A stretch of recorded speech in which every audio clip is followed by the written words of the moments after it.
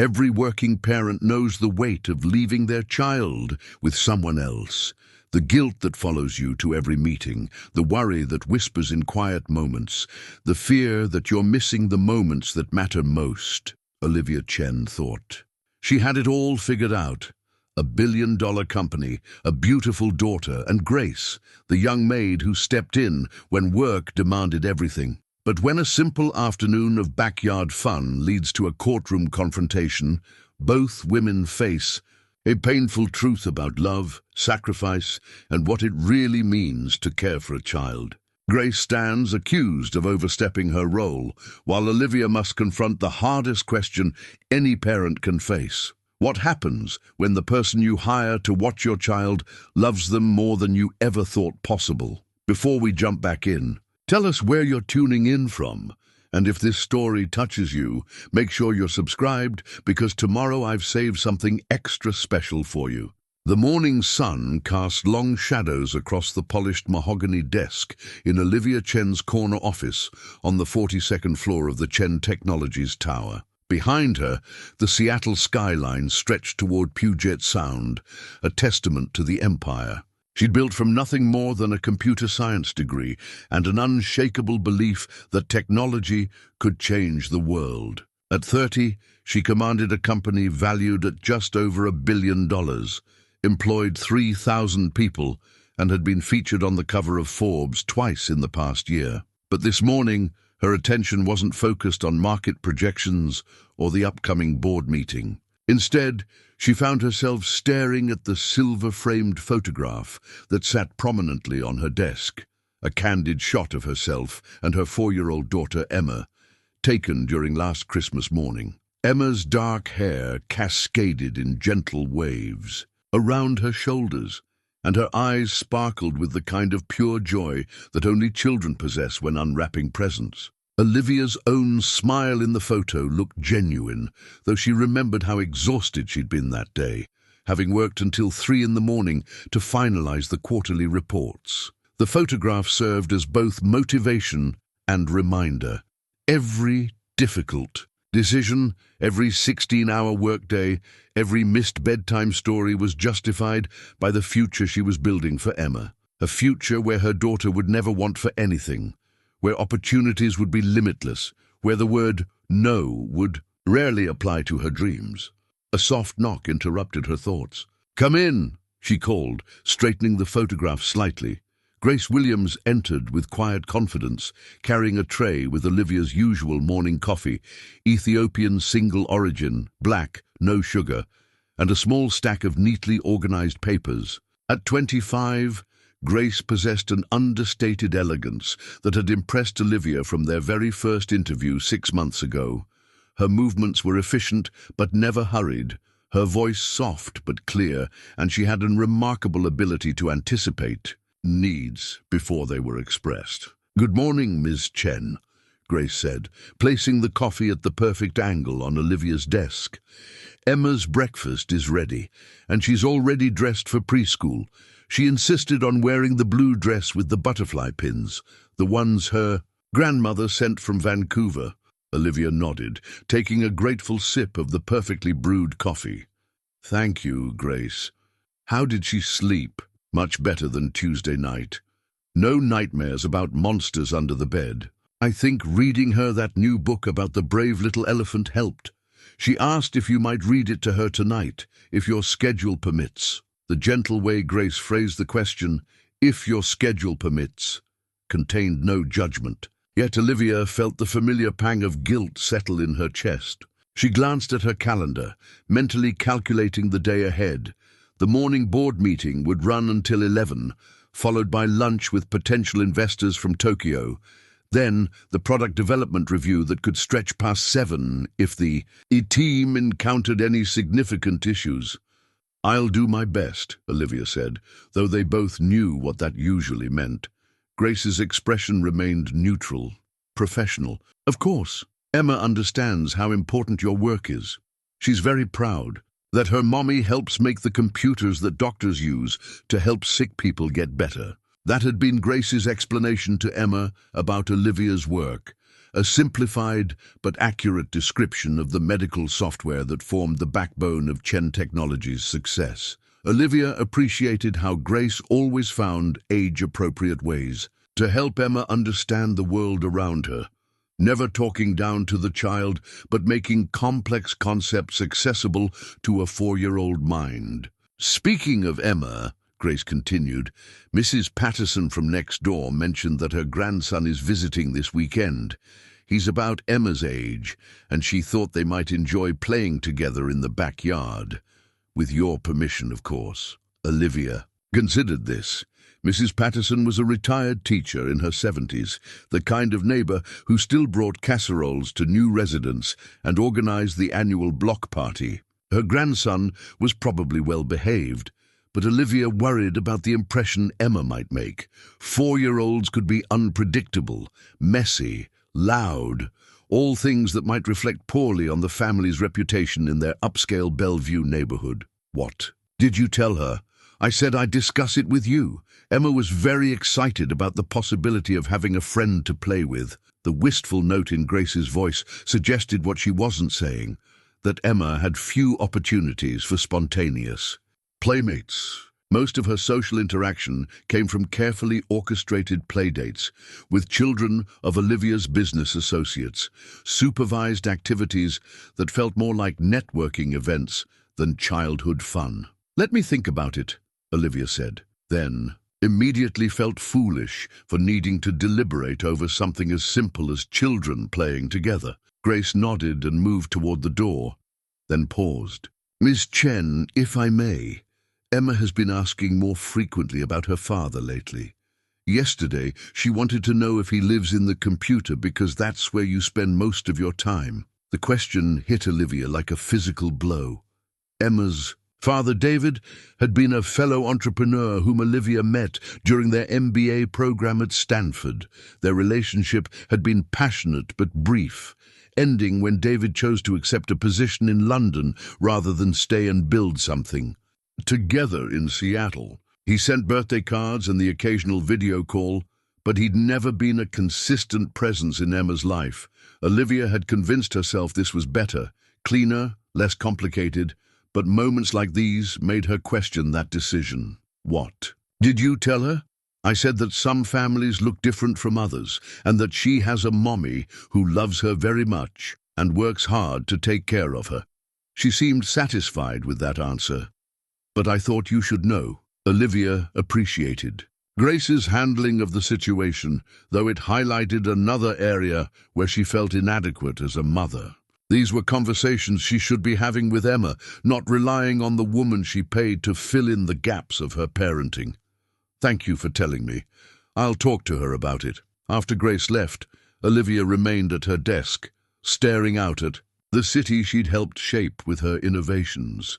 Below, thousands of people were beginning their workdays, most of them probably wrestling with their own versions of the balance between professional ambition and personal fulfillment. The difference was that Olivia's choices affected not just her own life, but the future of a little girl who deserved better than abbreviated bedtime stories and hurried breakfast conversations. Her phone buzzed with a text from her assistant. Downstairs. Board members arriving. Conference room ready in 5 minutes. Olivia gathered her materials and headed toward what would undoubtedly be another successful day in the life she'd worked so hard to build. But as the elevator descended toward the executive conference room, she found herself thinking about butterfly pins and elephant stories, about the way Emma's face lit up when someone paid attention to her imagination, and about the growing realization that success might be more complicated than she'd originally thought.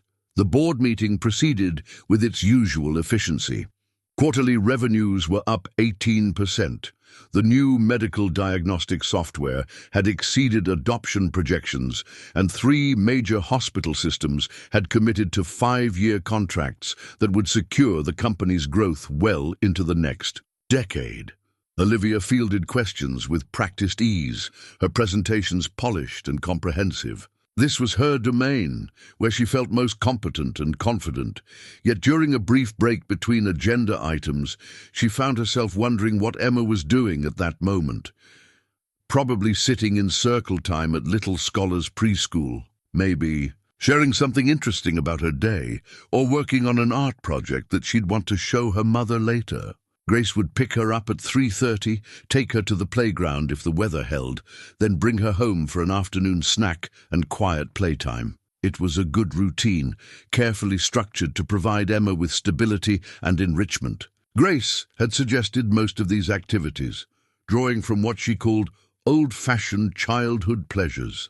Swings and sandbox time, coloring books and building blocks, simple games that didn't require electronic screens or expensive equipment. Olivia had been grateful for Grace's insights, recognizing that her own childhood, spent largely in academic pursuit and structured activities designed to build her resume for college admissions, might not be the best template for raising a happy 4-year-old. The irony wasn't lost on her.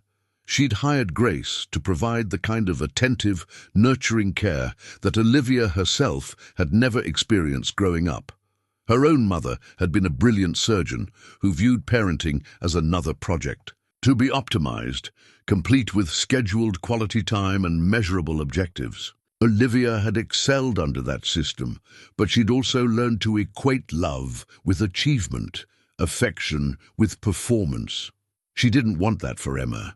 She wanted her daughter to feel unconditionally cherished, to know that her worth wasn't tied to her accomplishments or her ability to make others proud.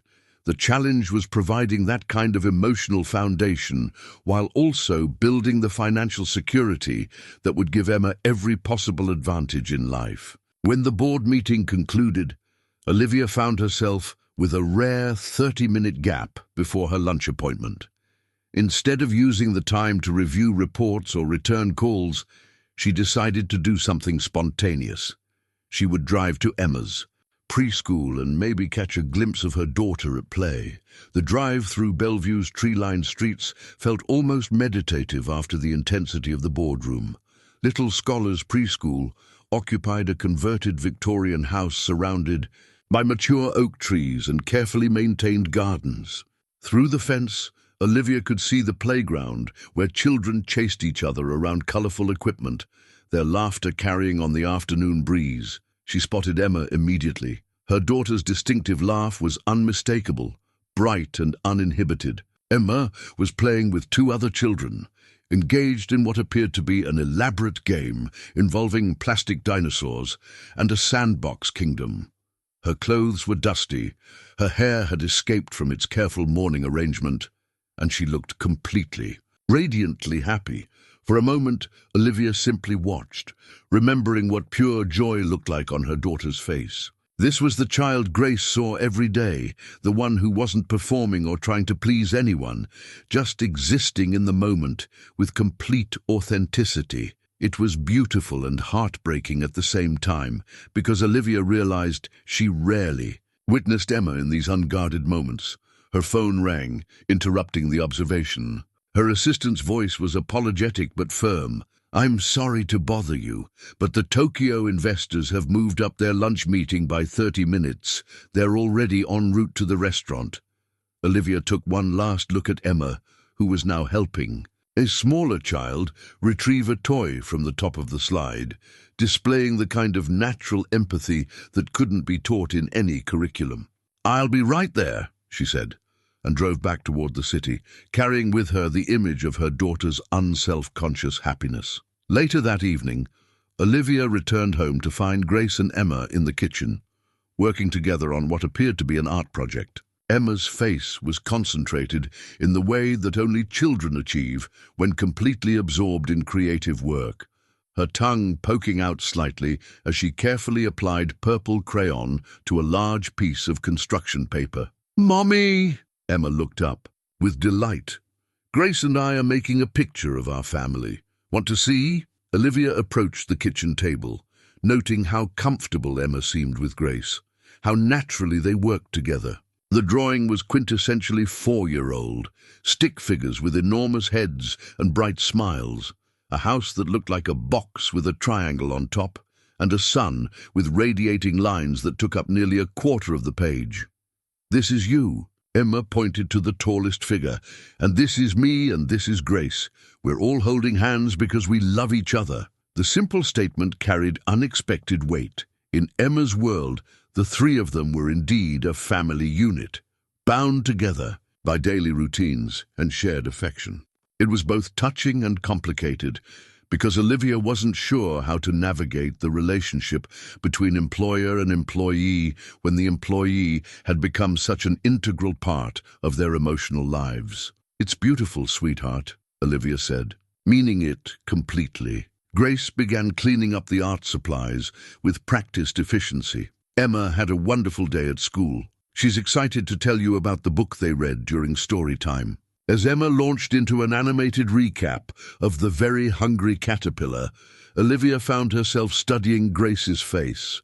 There was genuine affection there, the kind of attention that couldn't be faked or purchased. Grace listened to Emma's story as if it were the most fascinating thing she'd heard all day, asking follow-up questions and laughing at appropriate moments. This was what good parenting looked like, Olivia realized. Patient presence, authentic engagement, the ability to find wonder in a child's perspective. Grace possessed these qualities naturally, while Olivia felt like she was constantly performing, trying to compress meaningful connection into the brief windows between professional obligations. That night, after Emma was tucked into bed with a promises of reading The Elephant Book tomorrow, Olivia stood in her home office, looking out at the well-manicured backyard. The space was beautiful but sterile, more like a magazine photograph than a place where children might play. She tried to imagine Emma and Mrs. Patterson's grandson running around on the perfect lawn, maybe getting grass stains on their clothes or tracking dirt onto the patio. The image both appealed to her and made her nervous. She wanted Emma to have those experiences, but she also worried about maintaining the standards that their position in the community required. It was a tension she felt in many aspects of motherhood, the desire to give Emma a normal, joyful childhood while also preparing her for the realities of their privileged but complicated world. From down the hall, she could hear Grace's soft voice as she finished the evening routine, probably helping Emma choose tomorrow's outfit, or setting up the humidifier that helped with Emma's occasional congestion. These small acts of care, repeated daily, were building the foundation of Emma's sense of security and love. They were also highlighting, with increasing clarity, the gaps in Olivia's own maternal presence. As she prepared for bed that night, Olivia made a mental note to clear her schedule for Saturday afternoon. Maybe she would take Emma to the park, just the two of them, and try to remember what it felt like to exist in a 4-year-old's timeline, where the most important thing might be watching clouds change shapes or discovering a particularly interesting rock. It was a small step, but it felt like the beginning of something important, a recognition that the empire she'd built would be meaningless if it cost her the relationship with the person she'd built it for. The call came at 2:30 on a Wednesday afternoon, just as Olivia was reviewing the final projections for the quarterly investor presentation. Her assistant's voice carried an unusual note of uncertainty. "Ms. Chen, I have Emma's school on. The line, they say it's not an emergency, but they need to speak with you directly." Olivia's stomach clenched with the familiar parental fear that accompanied unexpected school calls. "Put them through." "Mrs. Chen, this is Ms. Rodriguez from Little Scholars. Emma is perfectly fine, but she's running a slight fever and seems a bit lethargic. Our policy requires pickup within the hour when children show any signs of illness. Of course, Grace will be there shortly. Actually, Emma specifically asked for you. She's been saying, 'I want my mommy' for the past 20 minutes. I know you're usually working, but I'll be right there." The drive to the preschool felt interminable, despite taking only 12 minutes. Olivia found Emma curled up on a small cot in the school's quiet room, her cheeks flushed and her usual energy notably absent. When she saw her mother, Emma's face transformed with relief and reached up with both arms. "Mommy, I don't feel good." "I know, sweetheart. Let's get you home." The drive home was quiet, with Emma dozing fitfully in her car seat. Olivia found herself taking mental inventory. Did they have children's fever reducer at home? When had Emma last eaten? Should she call the pediatrician immediately or wait to see how Emma felt after some rest? These were the kinds of decisions that Grace usually handled with calm competence, but Emma had asked for her mother, and Olivia felt both honored and terrified by that responsibility. They arrived home to find Grace in the kitchen, preparing what looked like ingredients for homemade chicken soup. She looked up with immediate concern when she saw Emma's flushed face. "Oh, sweet girl, you're not feeling well, are you?" Emma nodded miserably and allowed Grace to feel her forehead with the back of her hand, a gesture so natural and maternal that it made Olivia realize she'd never thought to check Emma's temperature that way. "Let's get you into some comfortable pajamas and see if you'd like some soup," Grace said gently. "I want Mommy to help me change clothes," Emma said, surprising all three of them. Olivia followed Emma to her bedroom, helping her out of her school clothes and into soft cotton pajamas, decorated with smiling cats. Emma's movements were slow, and she leaned heavily against her mother, seeking comfort in a way she rarely did when she was healthy. "My tummy hurts a little," Emma confided as Olivia brushed her hair. "Grace is making soup. That will help your tummy. Feel better, and I'm going to stay home with you this afternoon." Emma's eyes widened. "Really? You're not going back to work?" The surprise in her daughter's voice was both heartwarming and heartbreaking. When had it become so unusual for Olivia to prioritize Emma's needs over professional obligations? "Really? We'll watch movies and read stories and do whatever makes you feel better." They settled on the living room couch with Emma curled against Olivia's side, a light blanket tucked around them both. Grace brought the soup, a clear broth with tiny pasta stars that Emma could manage easily, and some herbal tea that she said would help with the fever.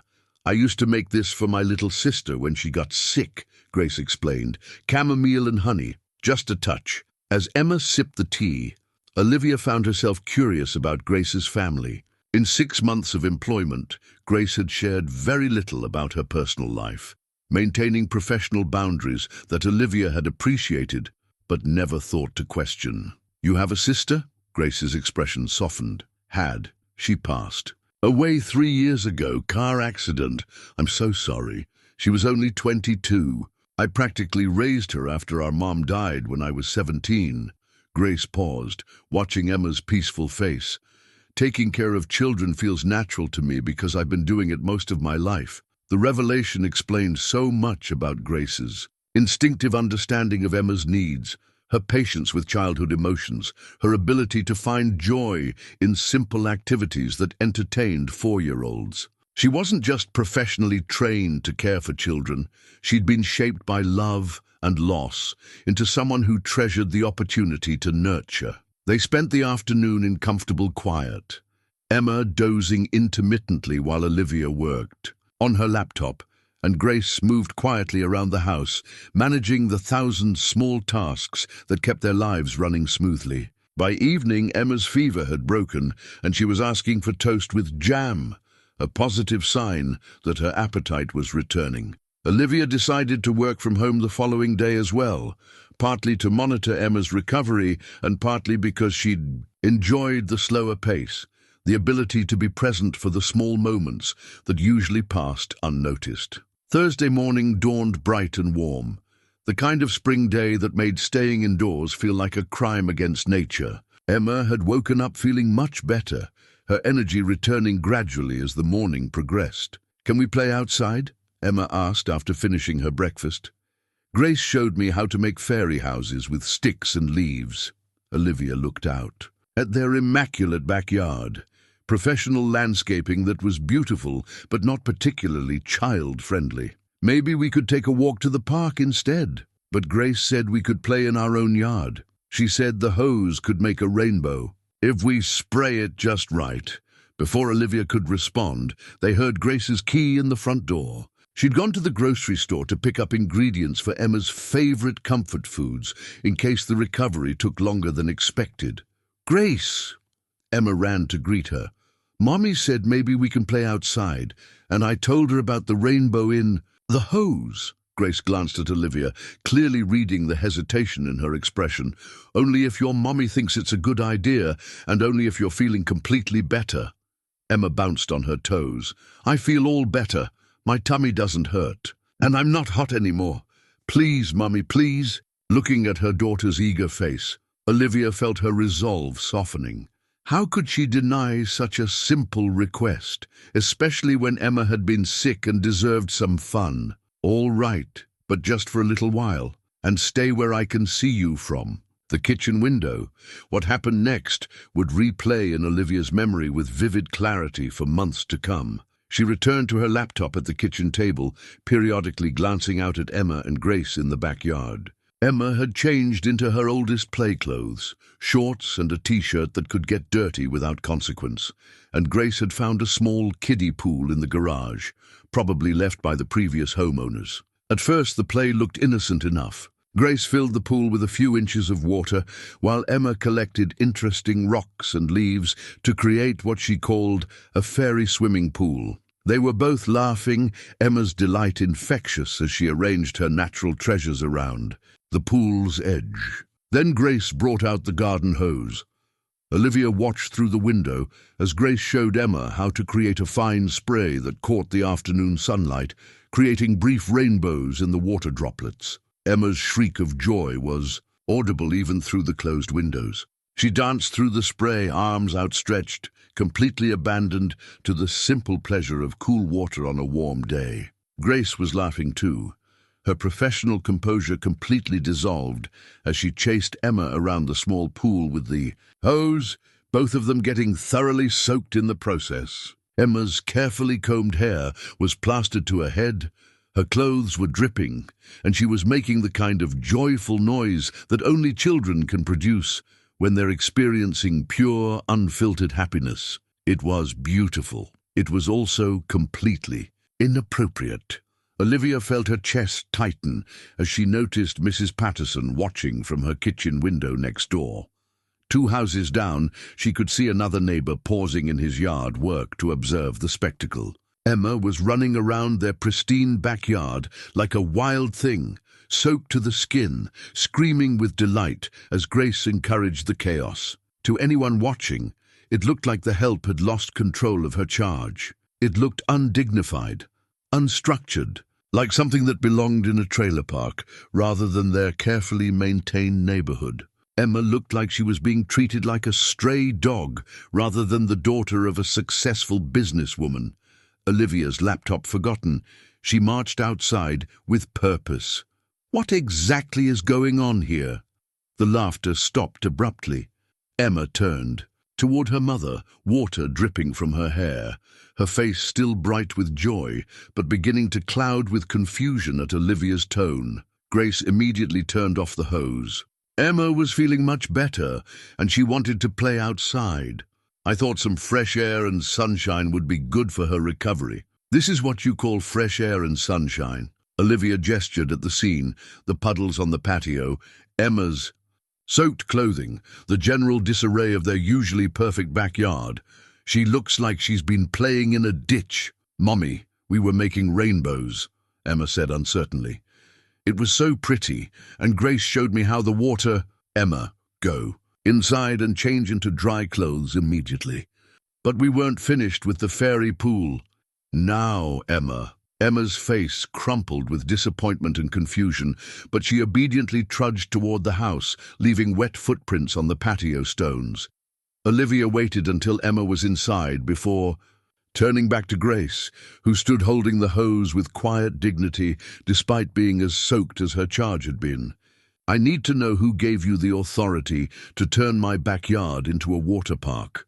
Grace's voice remained calm and steady. Emma asked if we could play with water, and I thought it would be good for her to have some active, joyful play after being sick. I'm sorry if I misunderstood.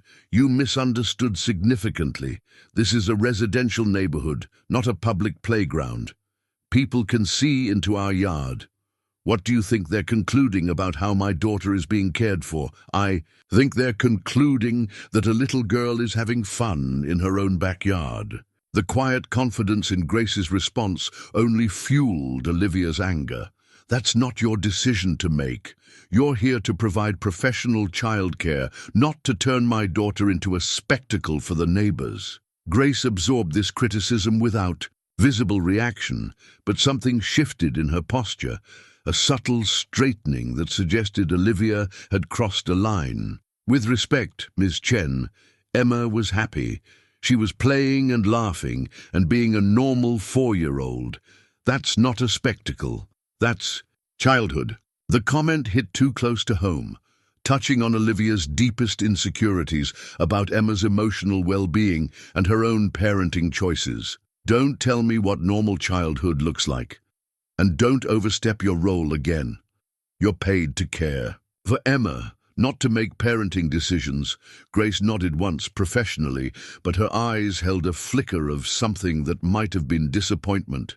"Understood. I'll clean up the yard and make sure Emma gets properly dried off." As Grace began collecting the toys and draining the kiddie pool, Olivia felt a complex mixture of vindication and unease. She'd re-established appropriate boundaries, protected their family's reputation, and made it clear that she was the parent in charge. So why did she feel like she'd just made a terrible mistake? That evening, Emma was unusually quiet during dinner, picking at her food without her usual chatter about her day. When Olivia tried to engage her in conversation, Emma's responses were polite but subdued. "Are you feeling sick again, sweetheart?" "No, Mommy. I'm just thinking about the rainbows. They were really pretty." The wistful tone in Emma's voice made Olivia's chest ache, but she pushed the feeling away. Emma would understand someday that maintaining standards and reputation was important, that not everything that felt good was necessarily appropriate. But as she tucked Emma into bed that night, she couldn't shake the image of her daughter's pure joy during those few minutes in the backyard, or the quiet disappointment in Grace's eyes when their playtime was so abruptly ended. Maybe she'd been too harsh. Maybe the neighbors hadn't really been judging them.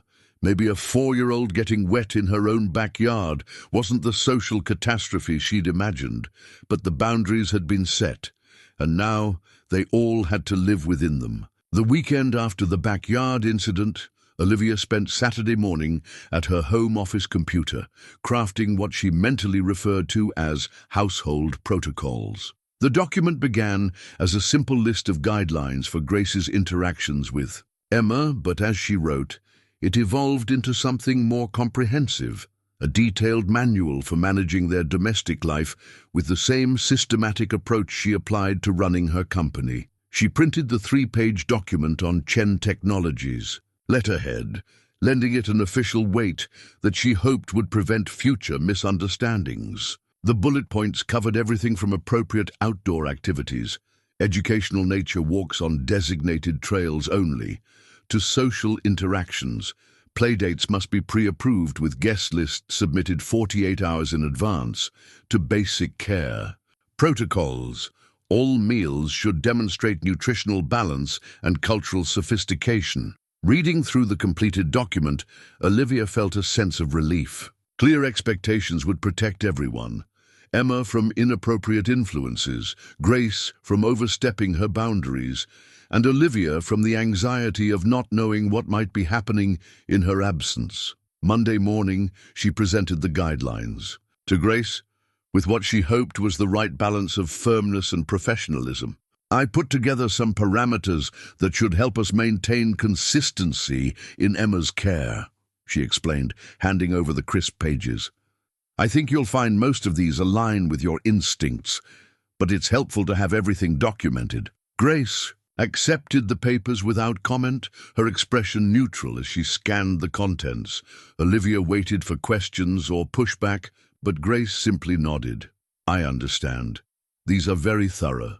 The goal is to ensure Emma receives the highest quality care while maintaining appropriate standards for our household and community." "Of course," Grace replied, though something in her tone suggested she was choosing her words carefully. The new system took effect immediately, and at first, Olivia was pleased with the results. Grace followed each guideline meticulously, requesting permission before deviating from approved activities, submitting detailed daily reports about Emma's meals and activities, and maintaining the kind of structured environment that Olivia believed would foster Emma's development. But by Thursday, subtle changes in the household dynamic became apparent. Emma's enthusiastic chatter about her day diminished to polite responses when asked direct questions. The spontaneous laughter that used to drift from the playroom grew noticeably quieter. Grace remained professional and competent, but the easy warmth between her and Emma seemed strained. "How was your day, sweetheart?" Olivia asked Emma during their abbreviated bedtime routine on Thursday night. "Good," Emma replied, but without the animated detail that usually accompanied her daily recaps. "What did you and Grace do today?" Emma considered this carefully, as if reviewing an approved list. "We went for an educational walk. We saw 3 different kinds of leaves and 2 birds. Grace said we should learn their names for science." The response was technically accurate, but felt oddly formal, coming from a 4-year-old. Where were the stories about imaginary games or silly songs, or the 1,000 small discoveries that used to fill Emma's daily adventures? "Did you have fun?" Emma nodded, but her smile seemed effortful. "Grace made sure we learned a lot. She said learning is the most important thing." That night, Olivia found herself standing outside Emma's bedroom door, listening to Grace's gentle voice as she read the approved bedtime story, a carefully chosen tale about a young girl who succeeds through hard work and determination. The moral was appropriate, but Olivia remembered Emma's previous favorite books, silly stories about talking animals and magical adventures that sparked her imagination rather than instructing her behavior. The following week brought more evidence that their new system, while orderly, was somehow diminishing rather than enhancing Emma's daily experience. Emma began displaying behaviors that Olivia hadn't seen since she was younger.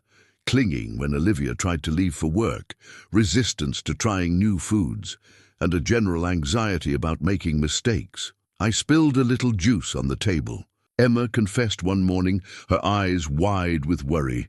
"But I cleaned it up right away like the rules say." Rules. When had their household become governed by rules rather than love and understanding?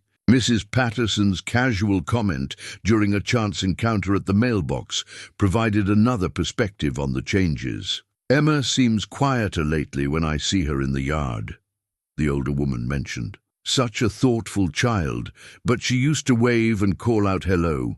Now she just nods politely, like she's not sure if talking to neighbors is allowed." The observation stung because it was accurate.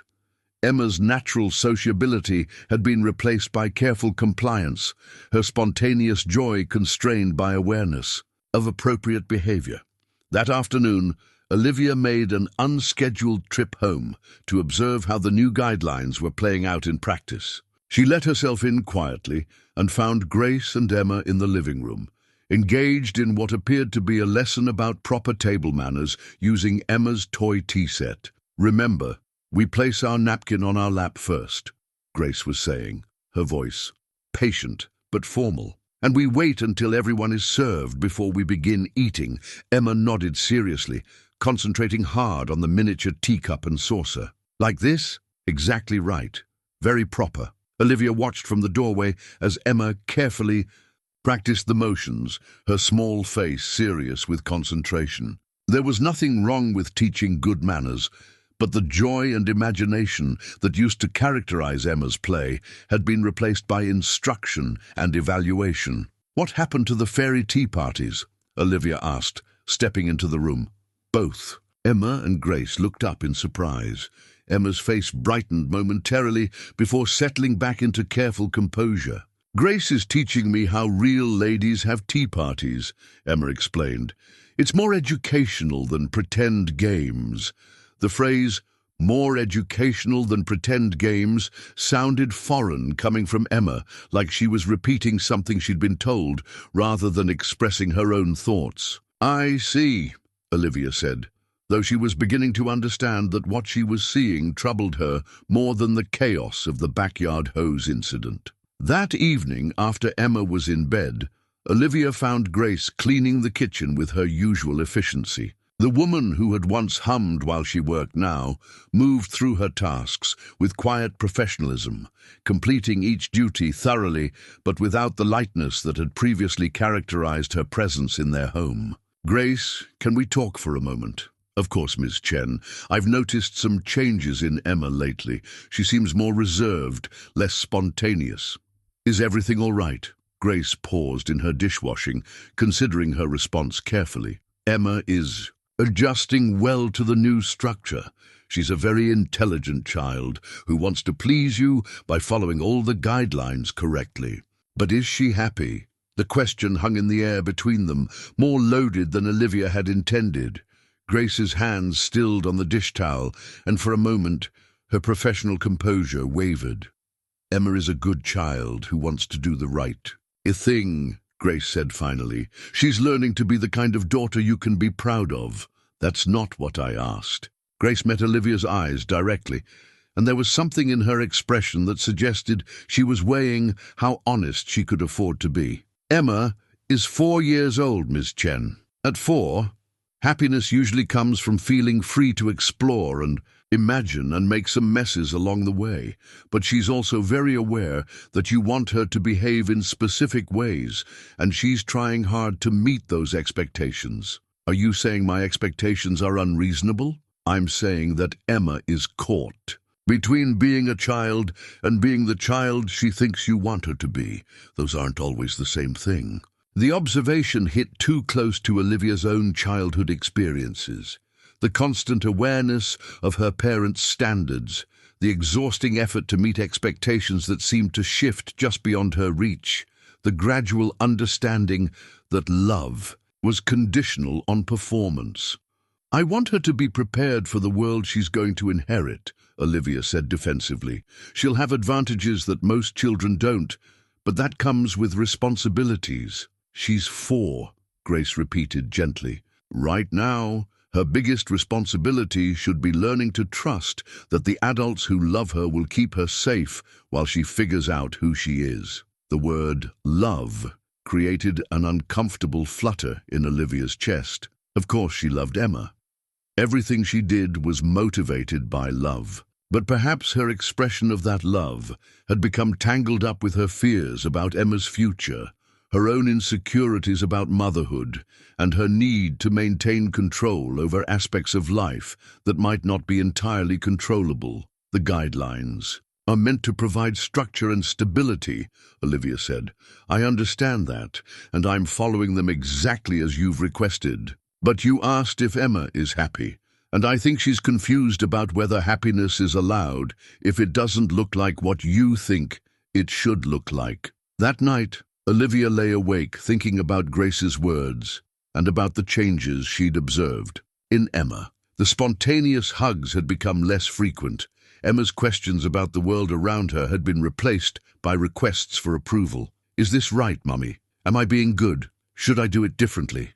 The next morning, Olivia made a small decision that felt significant. Instead of leaving for work at her usual time, she lingered over breakfast, encouraging Emma to tell her about a dream she'd had about flying horses. They had silver wings that sparkled when the sun hit them, Emma explained, her eyes brightening as she warmed to the story. And they could fly so high they could see the whole world, even the places where other horses lived. "What color was your flying horse?" "Purple with a golden mane, and she was very fast, but also very gentle, so little kids could ride her without being scared." It was pure imagination, the kind of elaborate fantasy that Olivia realized she'd been unconsciously discouraging in favor of more realistic play. But listening to Emma's animated description, she remembered the joy of her own childhood daydreams, the hours she'd spent creating elaborate internal worlds before adult responsibilities convinced her that imagination was less valuable than productivity. "That sounds like a wonderful horse," Olivia said. "What was her name?" Emma's face lit up with the kind of pure delight that had been missing from their recent interactions. Stardust, because when she flew really fast, she left a trail of sparkles in the sky. As Olivia finally left for work, 20 minutes later than usual, she found herself smiling at the image of Emma riding a purple horse named Stardust across imaginary skies. It was a small moment, but it felt like the beginning of finding her way back to the mother she wanted to be. One who could provide security and guidance without crushing the spirit that made Emma uniquely herself. The guidelines would remain in place for now, but perhaps they could be applied with more flexibility, more attention to Emma's emotional needs, alongside her behavioral development. It was a delicate balance, but Olivia was beginning to understand that the most important lessons couldn't be captured in bullet points on letterhead paper. 2 weeks after her conversation with Grace about Emma's happiness, Olivia made a discovery that changed everything she thought she understood about her daughter's inner life. It happened by accident, the way the most important revelations often do. Emma had complained of monsters under her bed again, a fear that had resurfaced recently after months of peaceful sleep. Olivia decided to conduct a thorough monster inspection to reassure her daughter, checking not just under the bed but in the closet, behind the dresser, and in all the dark corners where 4-year-old imagination might conjure frightening creatures. It was while moving Emma's small bookshelf to check behind it that she felt something crinkle under her fingers. Taped to the back of the shelf, hidden from casual view, was a manila envelope that had clearly been placed there deliberately. Inside, Olivia found a collection that took her breath away. There were drawings, dozens of them, executed in crayon and marker with the unself-conscious artistry that only children possess. But these weren't the careful, educational art projects that Grace now facilitated during their structured activity time. These were wild, joyful expressions of pure imagination. Pictures of Grace and Emma flying through the air on the backs of butterflies, building castles out of clouds, dancing with friendly dragons in meadows filled with flowers taller than houses. Each drawing told a story of adventures they'd apparently shared before the guidelines took effect. Grace featured prominently in most of the artwork, depicted with a wide smile and arms outstretched, often engaged in some impossible but delightful activity. In one picture, she and Emma were riding a giant ice cream cone down a rainbow slide. In another, they were having a tea party with a family of bears who wore tiny hats and bow ties. But the drawings were only part of the treasure trove. Emma had also collected small mementos from their times together. A smooth stone from their walk to the creek behind the neighborhood. We pretended it was a dragon egg, according to Emma's careful 4-year-old printing on a scrap of paper. A pressed flower from the day they'd made fairy perfume by crushing petals in a bowl of water. A photograph that Grace must have taken of Emma blowing bubbles, her face radiant with laughter, soap suds caught in her hair like tiny jewels. Most heartbreaking of all was a child's drawing that showed 3 stick figures holding hands in front of a house. The tallest figure was labelled Mommy in Emma's careful letters, the smallest was Emma, and the middle figure, with distinctive curly hair and a bright yellow dress, was labelled Grace, who loves me. The parenthetical addition, who loves me, hit Olivia like a physical blow. It suggested that Emma had been thinking deeply about the nature of love and care, trying to understand the relationships that shaped her daily life. The fact that she felt compelled to clarify that Grace loved her implied some uncertainty about whether that love was allowed or appropriate. Olivia sat on Emma's bedroom floor, surrounded by evidence of a rich emotional life that her daughter had felt compelled to hide. Each drawing, each small memento represented moments of connection and joy that Emma treasured enough to preserve but didn't feel safe sharing with her mother.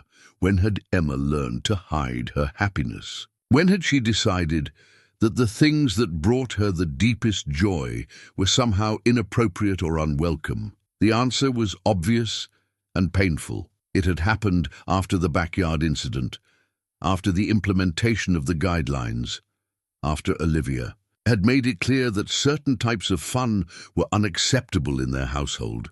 Emma's voice from the doorway interrupted her thoughts.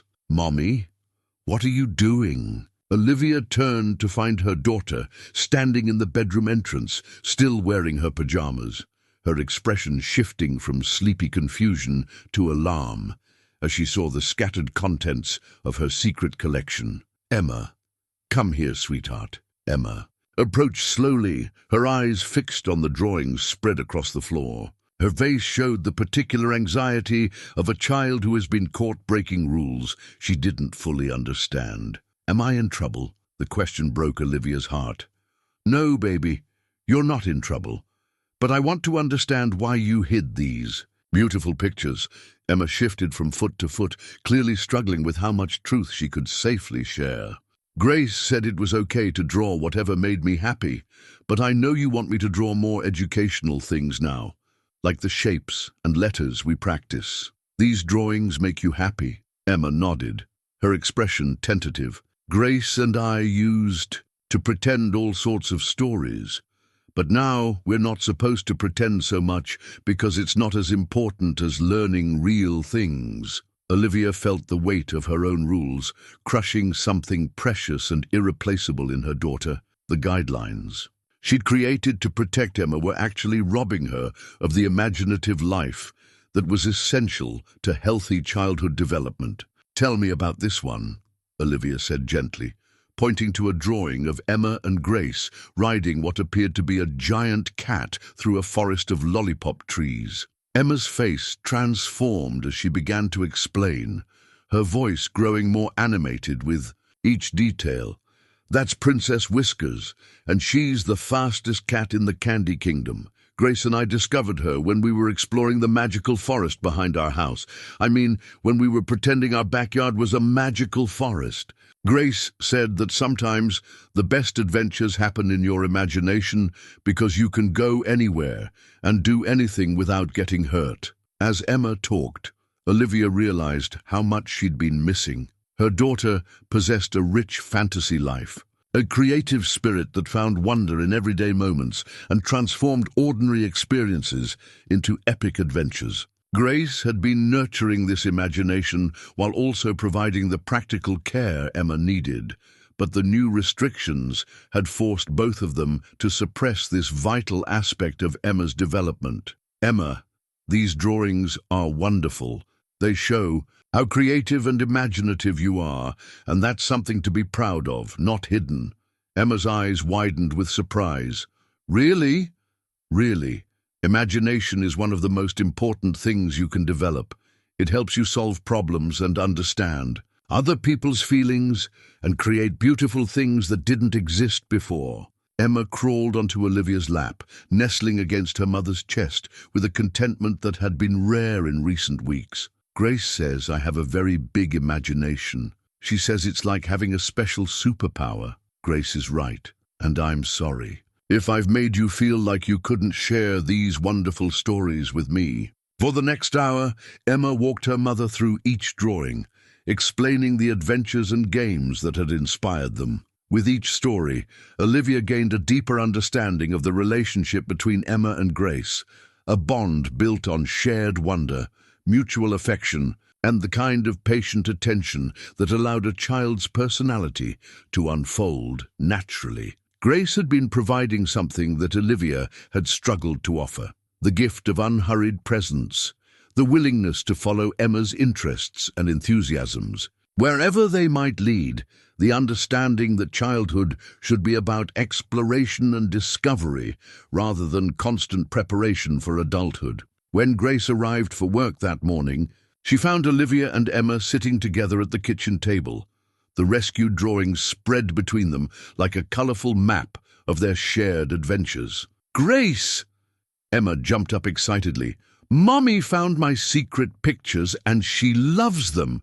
She says imagination is like a superpower."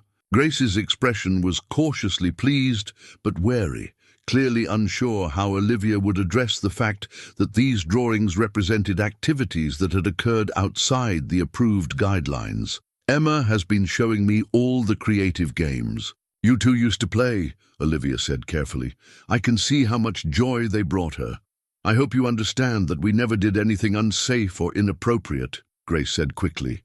"It was all pretend play, but Emma has such a wonderful ability to find magic in ordinary moments.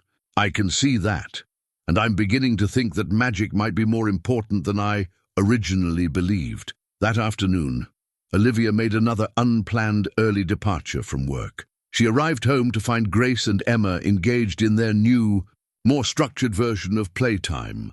Emma practicing letters, while Grace supervised with encouraging but measured enthusiasm. "Grace," Olivia said, "could you show Emma how to make those fairy houses you mentioned, the ones with sticks and leaves?" Both Emma and Grace looked surprised by the request, but Emma's face quickly lit up with excitement. "Really, Mummy?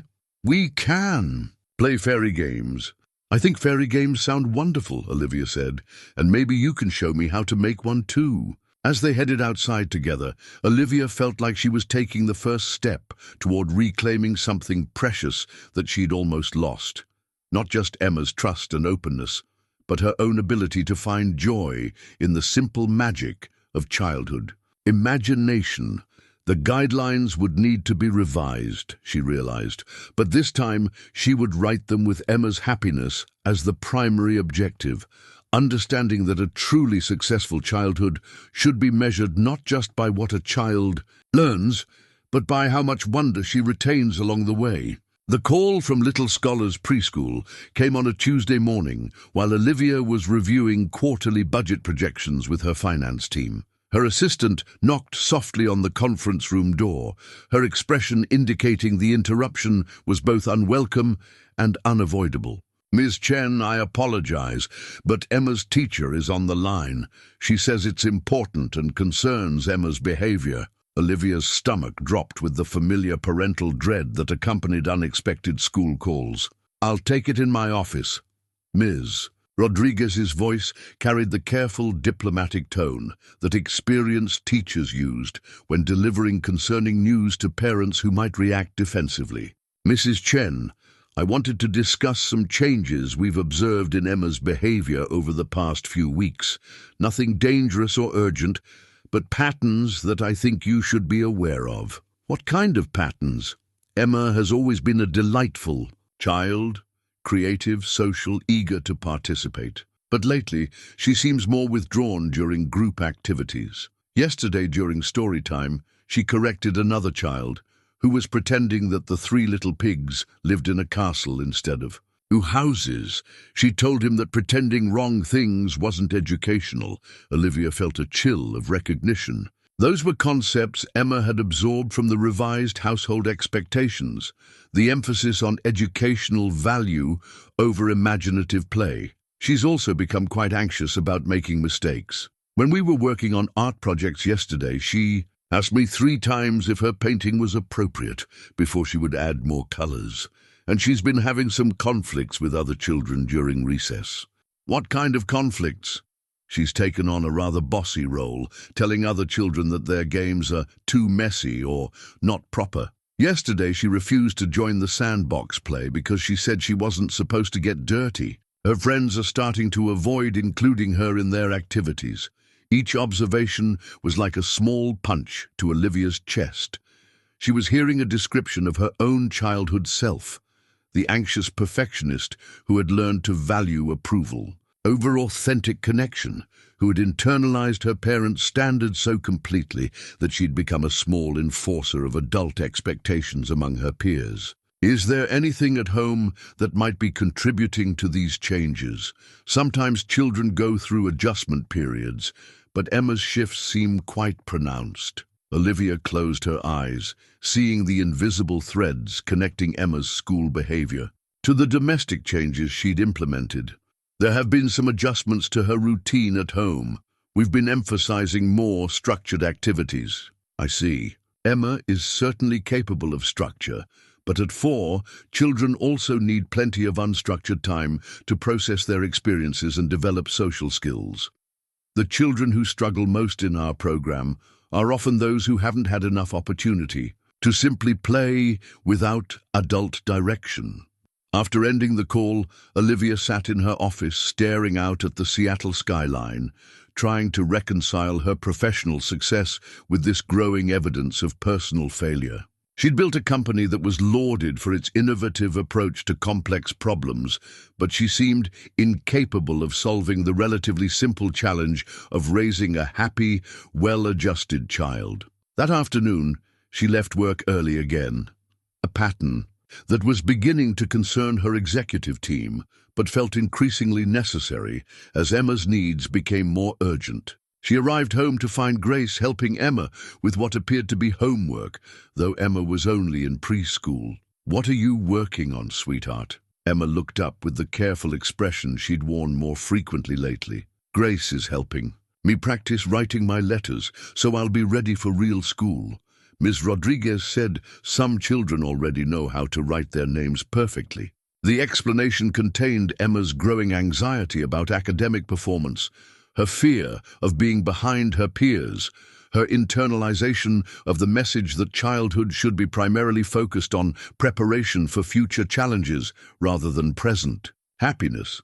That's nice, but you don't have to be perfect at writing yet. You're still learning, and that's exactly what you should be doing." "But I want to be ready," Emma insisted, gripping her pencil with the kind of tension that suggested this wasn't enjoyable practice, but anxious preparation. Grace watched this exchange with an expression that seemed to carry weight. She wasn't. Sure, she was allowed to share. When Emma went to the bathroom a few minutes later, Olivia seized the opportunity for a private conversation. "Grace, Emma's teacher, called today. She's concerned about some behavioral changes at school." Grace's posture straightened slightly, the defensive alertness of an employee who might be facing criticism for circumstances beyond her control. "What kind of changes?" "She's become anxious about mistakes, bossy with other children, resistant to messy or imaginative play. The teacher says she's starting to have trouble making friends because she's so focused on doing things the right way." Grace absorbed this information quietly, clearly connecting the dots between Emma's school behavior and the home environment they'd created together. "I've been following the guidelines exactly as you requested," Grace said carefully. "Emma is learning to be more structured and focused, which I understood was your goal. It was my goal. But I'm starting to think my goals might be wrong." The admission hung in the air between them, loaded with implications about authority, judgment, and the complexity of raising children in a world that demanded both success and happiness. "May I speak frankly, Ms. Chen?" Olivia nodded, steeling herself for difficult truths. "Emma is trying very hard to be the child she thinks you want her to be. But 4-year-olds learn about the world through play, through making messes, through testing boundaries in safe environments. When we structure that exploration too much, they start to believe that their natural instincts are wrong. I don't want her to think her instincts are wrong. I want her to be prepared for the expectations she'll face. The expectations she'll face at 4 are different from the expectations she'll face at 14 or 24. Right now, her job is to develop confidence, creativity, and the ability to form genuine relationships. Those are the foundations that will serve her throughout her life." That evening, Olivia found herself observing Emma's bedtime routine with new attention to the subtle signs of anxiety she'd been missing. Emma arranged her stuffed animals in precise rows, checked twice that her clothes were folded properly, and asked 3 times if she'd brushed her teeth long enough. "Emma, what do you think would happen if your stuffed animals weren't lined up perfectly?" Emma considered this question seriously. "They might not be as comfortable, and you always say everything should look nice and proper." The phrase "nice and proper" sounded foreign coming from a 4-year-old, like she was channeling adult concepts that didn't quite fit her understanding of the world. What if they were more comfortable in a big cuddle pile instead of straight lines? Emma's eyes lit up with interest, but she glanced toward the door as if checking for disapproval before answering. That might be more fun for them. Why don't you try arranging them, however feels most comfortable to you? As Emma tentatively began rearranging her stuffed animals into a cozy cluster, Olivia saw glimpses of the spontaneous, creative child who had been constrained by rules designed to protect her, but had inadvertently limited her emotional development. The next morning, Olivia made a decision that felt both significant and overdue. She printed out a new, much shorter version of the household guidelines, one that emphasized Emma's emotional well-being alongside her educational development, that allowed for messy play and imaginative games, and that trusted Grace's judgment about appropriate childhood activities. When she presented the revised guidelines to Grace, the younger woman's relief was visible. "This feels much more balanced," Grace said, reviewing the single page that had replaced the previous 3-page document. "I think Emma will be happier with more flexibility to just be a child." "I hope so. Her teacher is going to evaluate her again in a few weeks. I'd like to see some of that anxiety replaced with confidence. It may take some time for Emma to trust that she's allowed to be messy or silly again. Children take rule changes seriously, and she's been working hard to meet the previous expectations." As Olivia prepared to leave for work, she found Emma in the kitchen with Grace, both of them giggling over something in Emma's cereal bowl. "What's so funny?" Olivia asked. "The cereal made a smiley face when I poured the milk," Emma explained, her laughter still bubbling up. "Grace says sometimes food just wants to be playful." It was such a simple moment, but it represented the beginning of Emma's return to her natural childhood state, the ability to find joy in small surprises, to share laughter without worrying about appropriateness, to exist in the moment rather than constantly preparing for evaluation. "That's wonderful," Olivia said, meaning it completely. "Maybe tonight you can show me what other faces your dinner might make." Emma's smile was brighter than it had been in weeks, and Olivia carried that image with her throughout her workday, a reminder that sometimes the most important parenting decisions involved stepping back rather than controlling more, trusting rather than directing, allowing rather than preventing.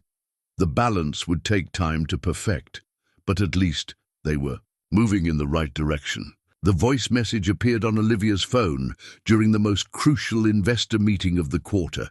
She felt the device buzz in her jacket pocket, but ignored it, maintaining focus on the presentation that could secure $15 million in additional funding for Chen Technologies' expansion into European markets.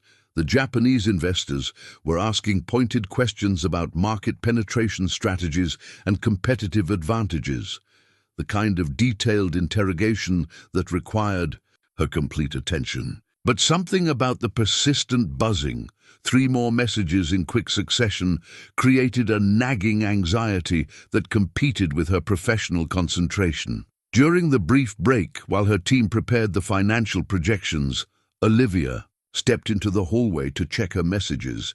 The first one made her heart stop. "Mommy!" Emma's small voice was tight with distress, recorded over background noise that sounded like she was hiding somewhere. "Grace makes me happy. Please don't be mad at her anymore. I know you want me to learn important things, but Grace teaches me good things too. She says I'm special just the way I am. Please don't be angry. I love you." The second message was even more heartbreaking. "Mommy, I heard Grace crying in the kitchen. Did I do something wrong? I tried to be very good today. I didn't get messy, and I used my quiet voice, and I remembered to say please and thank you. Please come home." The third message was barely audible. "I made Grace sad, and I made you worried, and I don't know how to fix it. I'm sorry." The fourth message was just the sound of quiet sobbing before the line went dead. Olivia's hands shook as she immediately called home. Grace answered on the first ring, her voice professionally composed despite what Emma had described. "Ms. Chen, everything is fine. Emma is safe and well cared for. I apologize if she troubled you with phone calls." "Grace, what happened?" "Emma left messages saying you were crying, saying she thought she'd done something wrong. A pause that lasted too long. There was a small misunderstanding. Emma was concerned about some adults talking, but she's perfectly safe.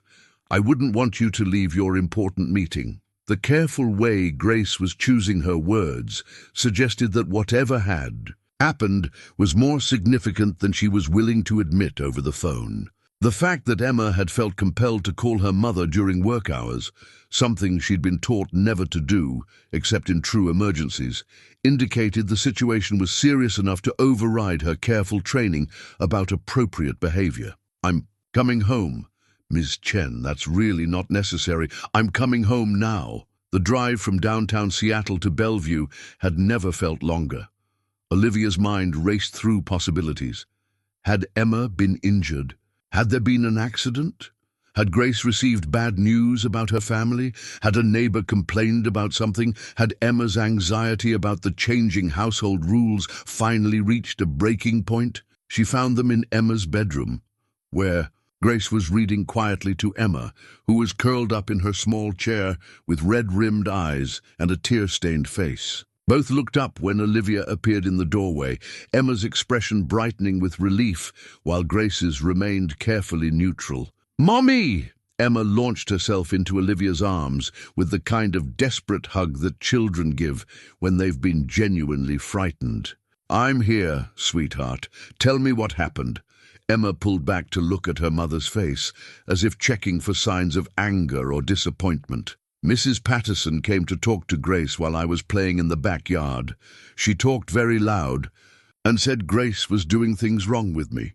Then she left, and Grace was very sad, and I thought maybe I was bad and made Grace get in trouble." The pieces began falling into place. Mrs. Patterson, the elderly neighbor who had always seemed so kind, had apparently confronted Grace about something related to Emma's care. Given the dramatic change in household rules over recent weeks and Emma's previous enthusiasm about playing with the neighbor's grandson, Olivia could guess the nature of the complaint. "Grace," Olivia said gently, "what did Mrs. Patterson say to you?" Grace looked uncomfortable, clearly reluctant to involve Olivia in what she probably viewed as her own problem to solve. Mrs. Patterson had some concerns about Emma's care. She felt that some of our recent activities weren't appropriate for the neighborhood standards.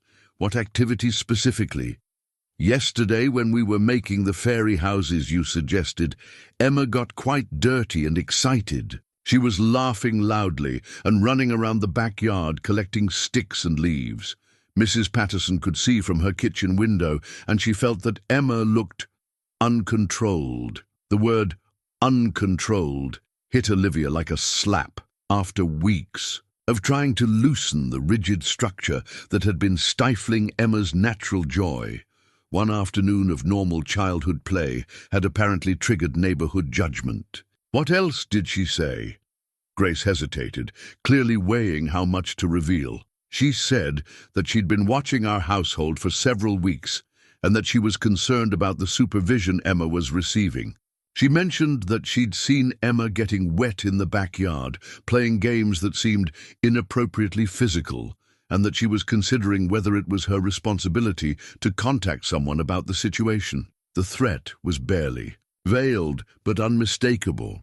Mrs. Patterson was suggesting that Grace's care of Emma was somehow neglectful or inappropriate, and she was considering reporting them to Child Protective Services. "She said I was too young to understand what children from good families need," Grace continued quietly, "and that maybe Emma needed someone who better understood her social position." The racial and class implications of Mrs. Patterson's criticism were clear enough to make Olivia's anger flare hot and immediate.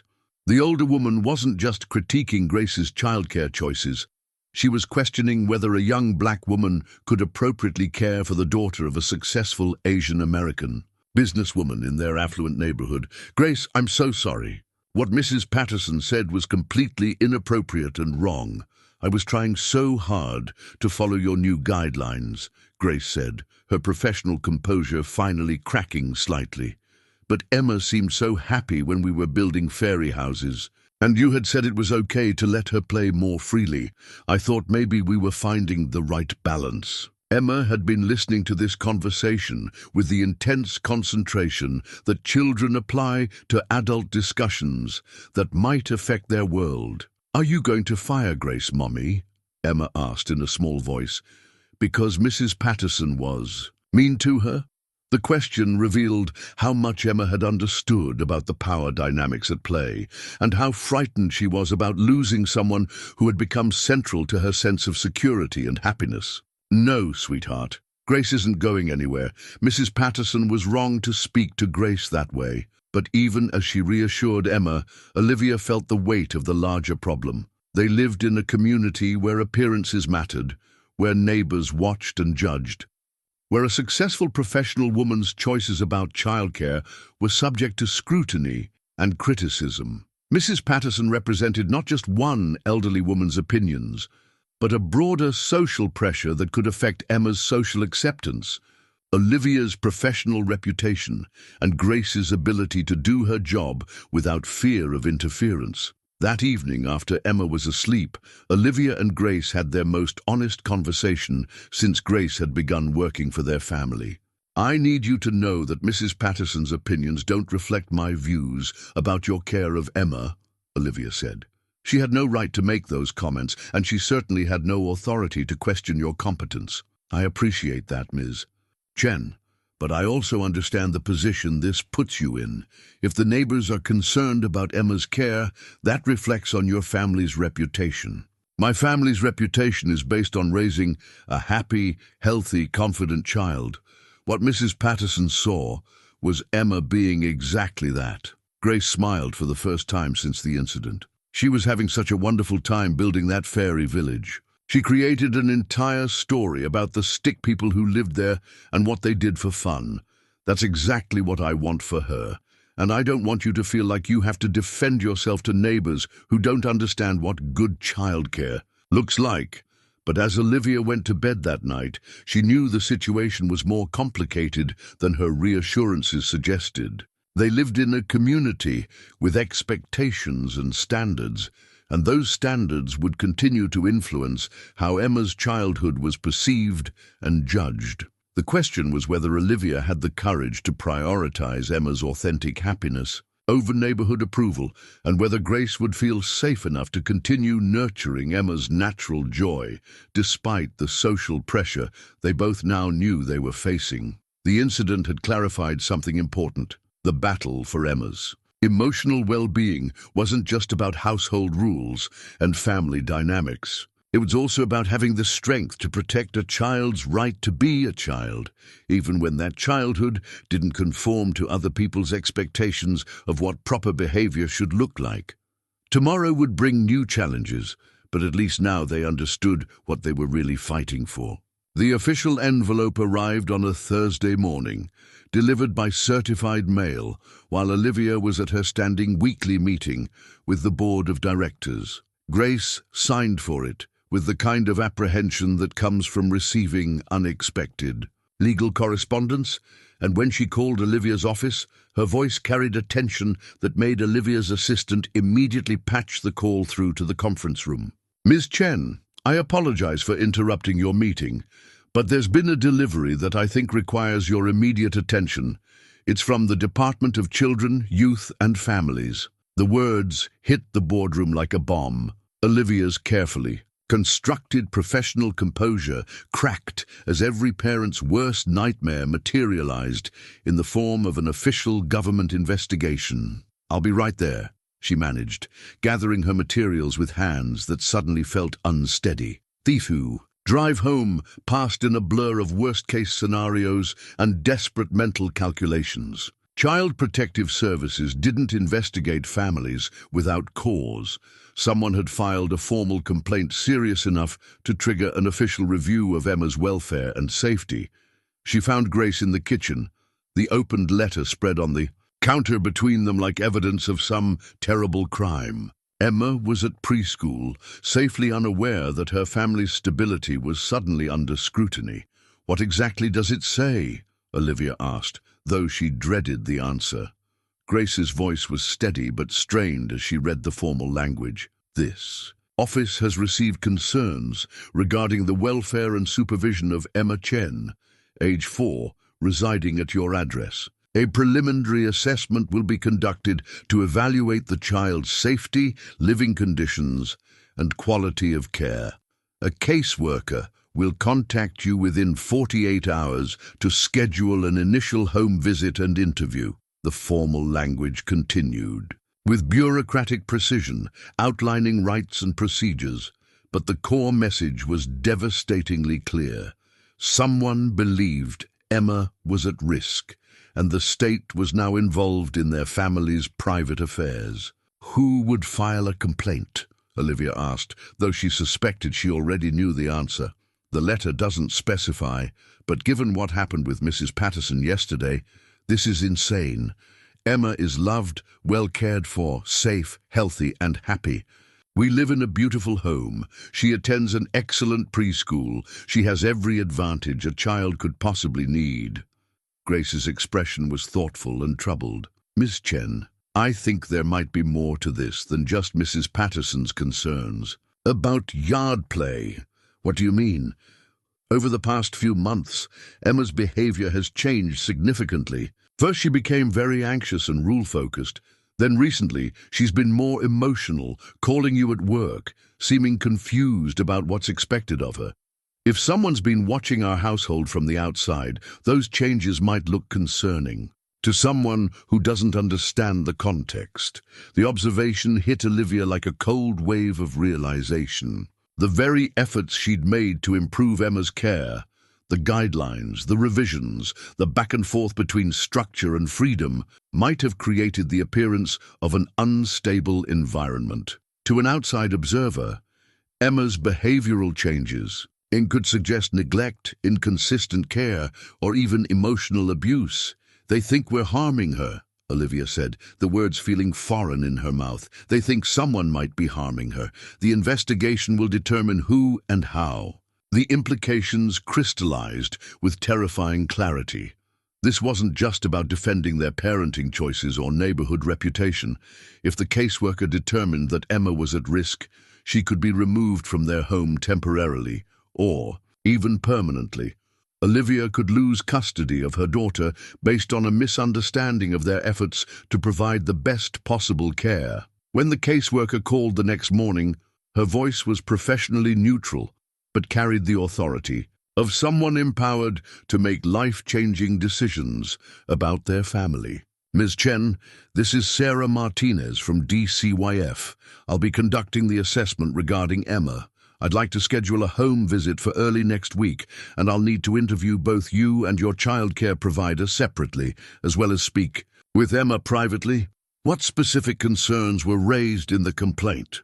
I can't discuss the details of the allegation at this time, but I can tell you that the complaint raised questions about supervision, emotional stability, and consistency of care. The assessment will determine whether these concerns are substantiated. After ending the call, Olivia sat in her office, trying to process the magnitude of what they were facing. In less than a week, a trained professional would evaluate every aspect of their family life, looking for evidence of harm or neglect. Emma would be questioned about her feelings, her safety, her relationships with the adults who cared for her. Grace's every interaction with Emma would be scrutinized for signs of inappropriate behavior or inadequate supervision. That afternoon, Olivia left work early to pick up Emma from preschool herself, something she rarely did, but now felt compelled to do as often as possible. As they drove home, Emma chatted about her day with the kind of innocent happiness that made the investigation feel even more surreal. "We learned about butterflies today, Mommy. Did you know they start as caterpillars and then build themselves a little house and come out completely different? Ms. Rodriguez says it's called metamorphosis." "That's wonderful, sweetheart. What else did you learn?" "That sometimes changing is scary, but it helps you become who you're supposed to be. Like how I was scared when you and Grace made new rules. But then the rules changed again, and now I feel more like myself." The innocent observation contained profound wisdom that highlighted the complexity of what they'd all been navigating. Emma had experienced the household changes as a kind of metamorphosis, confusing and sometimes frightening, but ultimately leading toward a better version of herself. Unfortunately, to outside observers, that same process of change and adjustment might look like instability or inconsistent care. When they arrived home, Grace was preparing Emma's favorite after-school snack: apple slices with peanut butter, arranged to look like flower petals. A small creative touch that always made Emma smile. But today, both adults were hyper-aware of how their interactions might be perceived and documented. "Grace, we need to talk about the investigation," Olivia said, once Emma was settled with her snack and a coloring book. "I've been thinking about it all day. I want you to know that I'll cooperate completely with whatever the caseworker needs. My only concern is Emma's well-being." "I know that, but I'm worried about how the situation might be interpreted. The guidelines I created, then revised again. From the outside, that could look like chaos or instability." Grace nodded thoughtfully. "And my position in the household could be seen as problematic. A young woman with significant responsibility for a child, living in the same house, developing a close emotional bond with Emma. If someone wanted to cast that relationship in a negative light, they could probably find ways to do it. The unspoken, racial and class dynamics hung in the air between them. Grace's youth, her close relationship with Emma, the fact that she was black while Emma and Olivia were Asian American, all of these factors could be weaponized by someone determined to paint their household arrangement as inappropriate or concerning. "There's something else," Grace said quietly. "I've been documenting Emma's daily activities, mood changes, and our interactions since I started working here. I thought it was just good professional practice, but now I realize it might be important. Evidence. What kind of documentation? Daily logs of meals, activities, emotional state, any concerns or issues. Photos of projects we've worked on, art she's created, moments when she seemed particularly happy or troubled. It's all dated and detailed." Grace disappeared into her room and returned with a thick folder containing months of careful records. As Olivia reviewed the contents, she realized that Grace had been creating exactly the kind of documentation that could demonstrate consistent, attentive, loving care. The daily logs showed Emma's gradual adjustment to new routines, her periods of anxiety followed by renewed confidence, her creative development and social growth. The photographs captured moments of genuine joy, learning and affection between Grace and Emma. Rather than evidence of problems, Grace's documentation painted a picture of devoted, professional childcare provided by someone who genuinely cherished Emma. "This is incredible, Grace. This shows exactly how much you care about Emma, how closely you pay attention to her needs." "I love Emma," Grace said simply. "She's not just my job. She's become like family to me. The idea that someone thinks I might be harming her is heartbreaking." That evening, as Olivia tucked Emma into bed, she found herself studying her daughter's face for signs of distress or unhappiness that might support the allegations against them. Instead, she saw a child who felt secure enough to share her days' adventures, who trusted that her mother would listen and respond with interest, who had developed the confidence to express her own preferences and feelings. Emma looked like a well-loved, well-cared-for little girl, whose biggest concerns were whether she could wear her favorite dress to school tomorrow and whether the caterpillars in their garden might turn into butterflies. "Mommy," Emma said, as Olivia was turning off the bedside lamp, "are you worried about something? You seem different today." The perceptiveness of the question reminded Olivia that children are often more aware of adult emotions than parents realize. Emma had sensed the tension and anxiety that both Olivia and Grace had been trying to hide. "Sometimes grown-ups have to deal with complicated things, sweetheart. But you don't need to worry about it. Grace and I are taking care of everything. Is it about me? Did I do something wrong?" "No, Emma, you haven't done anything wrong at all. You're perfect, exactly as you are." As Emma drifted off to sleep, Olivia remained in the darkened room, watching her daughter's peaceful face and feeling the weight of everything they stood to lose. The investigation would determine whether they could continue their imperfect but loving family arrangement, or whether Emma would be placed in foster care while the adults who loved her fought to prove their competence. The irony was devastating. Their efforts to provide Emma with the best possible care had created the very situation that now threatened to destroy their family. But as Olivia looked at Grace's careful documentation and remembered Emma's innocent wisdom about metamorphosis, she began to understand that they had something powerful to offer in their defense. The truth about love, growth, and the complicated beauty of learning to be a family together.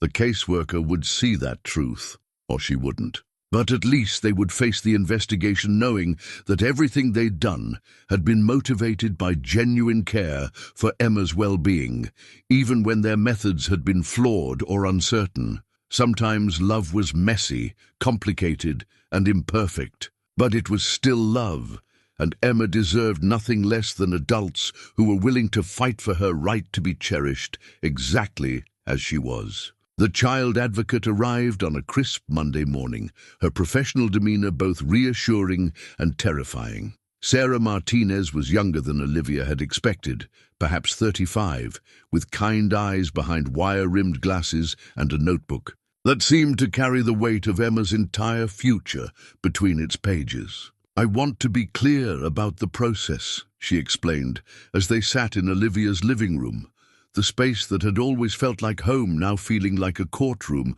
where their family would be judged. "This assessment is about Emma's safety and well-being. I'm not here to find fault with your family unless there's evidence of harm. My goal is to ensure that Emma is in an environment where she can thrive." Grace sat beside Olivia on the couch, her posture straight with nervous energy.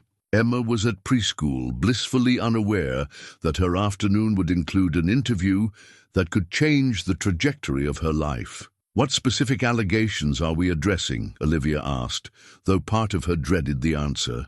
Sarah consulted her notes. The complaint raised several concerns: inconsistent supervision and behavioral management, emotional instability in the child, inappropriate activities for a child of Emma's social background, and questions about the household structure and relationships. Each point felt like an indictment of their attempts to create a loving, nurturing environment for Emma. The inconsistent supervision referred to their evolution from rigid rules to more flexible guidelines. The emotional instability described Emma's natural adjustment to changing expectations. The inappropriate activities meant allowing a 4-year-old to play with water and dirt like any normal child. And household structure questioned whether Grace's close relationship with Emma was somehow problematic.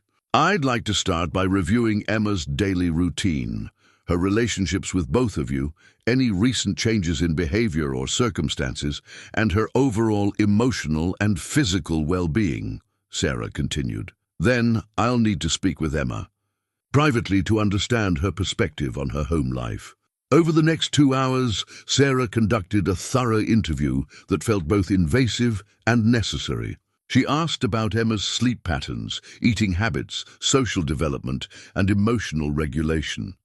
She inquired about discipline methods, safety protocols, and the decision-making process regarding Emma's care and activities. Grace's documentation proved invaluable. She presented months of detailed logs that showed Emma's daily activities, emotional states, developmental milestones, and the gradual adjustments they'd made to better support her well-being. "This is remarkably thorough," Sarah observed, reviewing Grace's careful notes.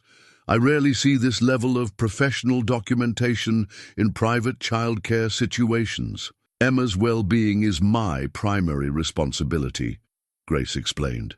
"I wanted to ensure that I was providing the best possible care and tracking her development appropriately." Can you walk me through the changes in household rules and expectations that occurred over the past few months? The complaint suggested there was significant instability in Emma's routine.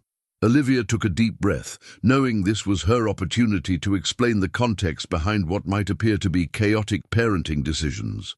I implemented strict guidelines because I was concerned about maintaining appropriate boundaries and ensuring Emma received structured educational care. But I realized that those guidelines were making Emma anxious and limiting her natural development, so I revised them to allow for more creative, age-appropriate activities. What made you recognize that the original guidelines weren't working? Emma became withdrawn, anxious about making mistakes, and started hiding aspects of her personality that I actually wanted to encourage. Her teacher at preschool noticed similar changes and expressed concerns about her social development. Sarah made notes as Olivia spoke, so the changes in rules were responsive to Emma's needs rather than arbitrary decisions. Exactly. We were learning how to balance structure with flexibility, how to provide guidance while still allowing Emma to be a normal 4-year-old. And Grace, how did you navigate these changing expectations? Grace chose her words carefully. It was challenging at first because I wanted to respect Ms. Chen's parenting choices while also advocating for what I believed was best for Emma's emotional development. The evolution of the guidelines felt like we were all learning together how to create the most supportive environment for Emma. When Emma arrived home from preschool, she greeted Sarah with the polite curiosity that well-socialized 4-year-olds display toward new adults. But Olivia could see the subtle signs of Emma's awareness that something significant was happening. The way she stayed close to Grace, her slightly more careful behavior, her frequent glances toward her mother for reassurance. Emma, this is Ms. Martinez. She works with families to make sure children are happy and safe in their homes. She'd like to talk with you for a little while, just you and her.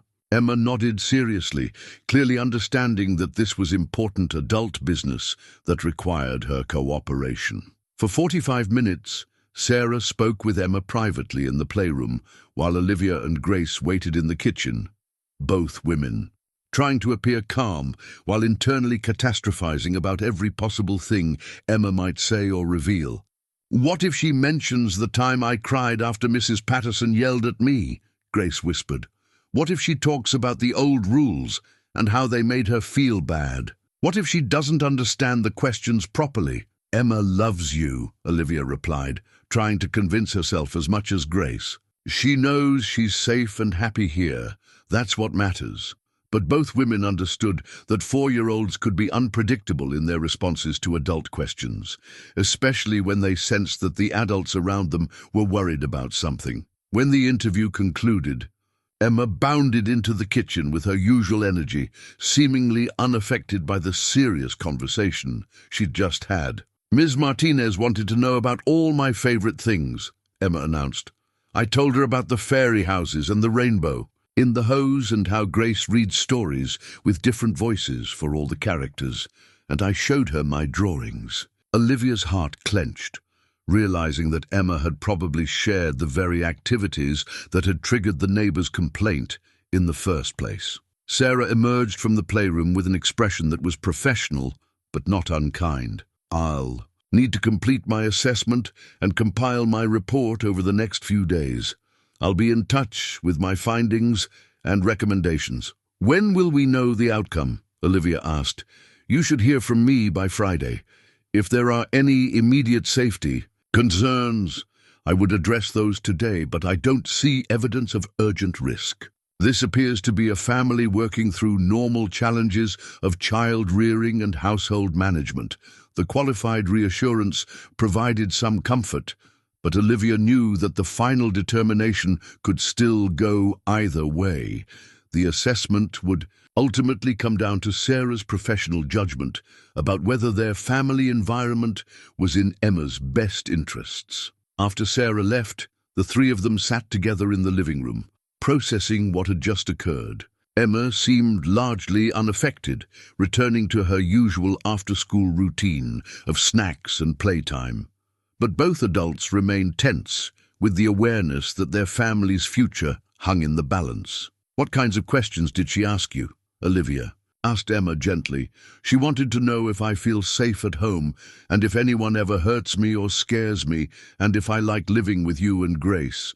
I told her yes, I feel very safe, and nobody hurts me, and I love living with both of you very much. "What else did she ask?" Emma thought carefully. "She asked if I ever feel confused about the rules, and I said sometimes the rules changed, but that you explained why, and that now I understand better what makes me happy and what makes you happy too." The mature way Emma had processed and articulated their family's evolution gave Olivia hope that the child advocate would understand the positive nature of the changes they'd implemented. She also asked if Grace is nice to me, and if you spend time with me, and if I have fun playing. I said Grace is the nicest person in the world besides you, and that you read me stories and we go to the park sometimes, and that playing is my favorite thing to do. That evening, after Emma was asleep, Olivia and Grace had their most honest conversation about what might happen if the assessment didn't go in their favor. "If they determine that I'm a risk factor for Emma, I'll leave immediately," Grace said quietly.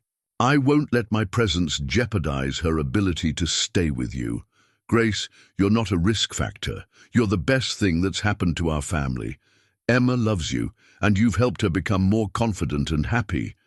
But if someone is determined to see our relationship as inappropriate, they might recommend changes to the household arrangement. I need you to know that Emma's well-being comes first, even if that means I can't be part of her daily life anymore." The possibility of losing Grace felt almost as devastating as the possibility of losing Emma. Over the months they'd worked together, Grace had become more than an employee. She'd become a partner in raising Emma, a source of wisdom and perspective that had helped Olivia become a better parent. "We're not going to lose Emma, and you're not going anywhere," Olivia said with more confidence than she felt. "Sarah saw who we really are today.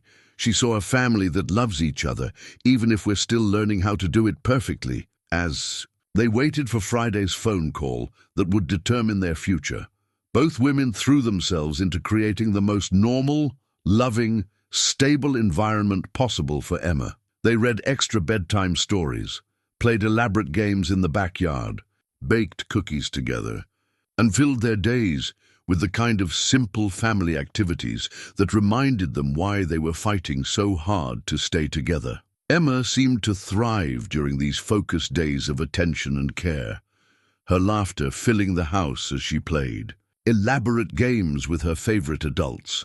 If she sensed the undercurrent of anxiety, she gave no sign of it, secure in her belief that the people who loved her would continue to keep her safe and happy. By Thursday night, Olivia felt they'd done everything possible to demonstrate their commitment to Emma's well-being. Whatever Sarah's assessment concluded, they had shown that their household was built on love, attention, and genuine care for Emma's development as both a child and a future adult. The phone would ring tomorrow, and their family's fate would be decided by a professional stranger who had spent less than 6 hours observing their life together.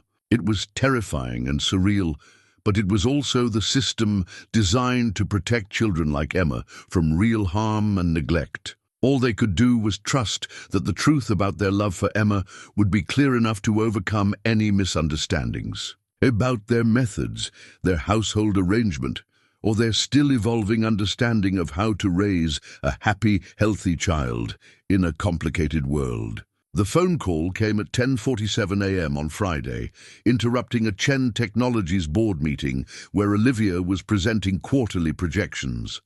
Her assistant's face appeared in the conference room doorway with an expression that conveyed both urgency and understanding.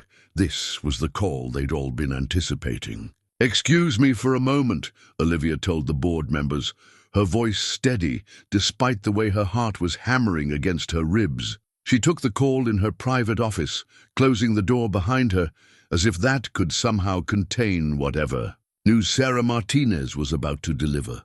"Ms. Chen, I've completed my assessment, and I'm calling to discuss my findings and recommendations." The formal tone gave no indication of whether the news would be devastating or relieving. Olivia gripped the phone with both hands as if that could somehow influence the outcome. "I want to begin by saying that Emma is clearly a well-loved, well-cared-for child who feels safe and secure in her home environment.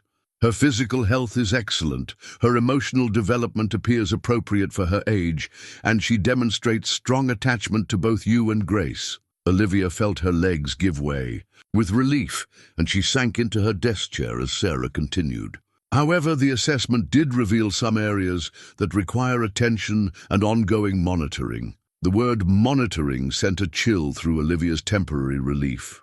Ongoing involvement from Child Protective Services meant their family would remain under scrutiny, their parenting decisions subject to external evaluation. The complaint raised concerns about inconsistent household management, and while I found that the changes in rules and expectations were responsive to Emma's needs rather than arbitrary, the pattern does suggest that clearer communication and more stable protocols would benefit everyone involved.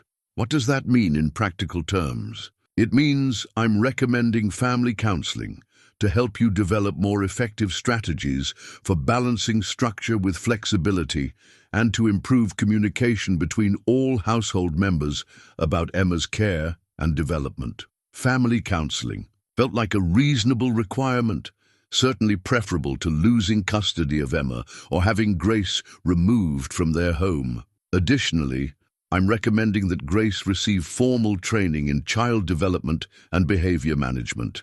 Her instincts are excellent, and her care of Emma is clearly loving and appropriate, but professional development would strengthen her ability to advocate for Emma's needs and communicate effectively with you about parenting decisions. This also seemed reasonable, even beneficial. Grace's natural gifts with children would only be enhanced by formal training and education. Finally, I'm requiring monthly check-ins for the next 6 months to ensure that these recommendations are being implemented and that Emma continues to thrive in her current environment. And if we comply with all the recommendations, then the case will be closed, and your family will have no further involvement with our department unless new concerns are raised in the future. Olivia felt herself breathing normally for the first time in a week. They would remain together. Emma would stay in her home with the people who loved her. Grace's position in their household was secure. The investigation had concluded that their family, while imperfect, was fundamentally sound. "I want to add," Sarah continued, "that Emma's interview was particularly illuminating. She described feeling very loved and secure, and she demonstrated remarkable emotional maturity in discussing the changes in household rules. She said that sometimes change is scary, but it helps people become who they're supposed to be. That's quite sophisticated thinking for a 4-year-old. The reference to Emma's butterfly metaphor made Olivia smile despite everything they'd been through. Her daughter had internalized the most important lesson of their recent struggles, that growth and change, while sometimes uncomfortable, ultimately led to better versions of themselves. "There's one more thing, Ms. Chen. During my investigation, I spoke with Emma's teacher at Little Scholars Preschool. She wanted me to know that Emma's behavior and emotional state have improved significantly over the past few weeks. She's more confident, more willing to engage in creative play, and her anxiety about making mistakes has decreased noticeably. This was perhaps the most important validation of all, independent confirmation that their efforts to create a more supportive environment for Emma had been successful. Ms. Martinez, can I ask what ultimately influenced your determination that our household was appropriate for Emma?" Sarah paused, as if considering how much of her professional reasoning to share. "Several factors contributed to my assessment. Grace's documentation demonstrated consistent professional-level care and genuine concern for Emma's well-being. Your willingness to adjust your parenting approach based on Emma's needs showed flexibility and responsiveness. Emma's own descriptions of her daily life and relationships indicated that she feels secure and loved. And frankly, the complaint that triggered this investigation appeared to be based more on subjective judgments about appropriate activities for children than on legitimate safety concerns. The implied criticism of Mrs. Patterson's motivations gave Olivia a moment of vindication, though she felt no desire to gloat over their elderly neighbor's misguided interference. "Thank you," Olivia said, meaning it completely, for being thorough, for being fair, and for seeing our family clearly. Emma is lucky to have adults who are willing to grow and change in order to better support her development. That's actually quite rare in my experience. After ending the call, Olivia sat in her office for several minutes, processing the magnitude of what had just occurred. They had survived the most terrifying experience any parent could face, the threat of losing their child due to misunderstood parenting choices. But more than that, they had been validated.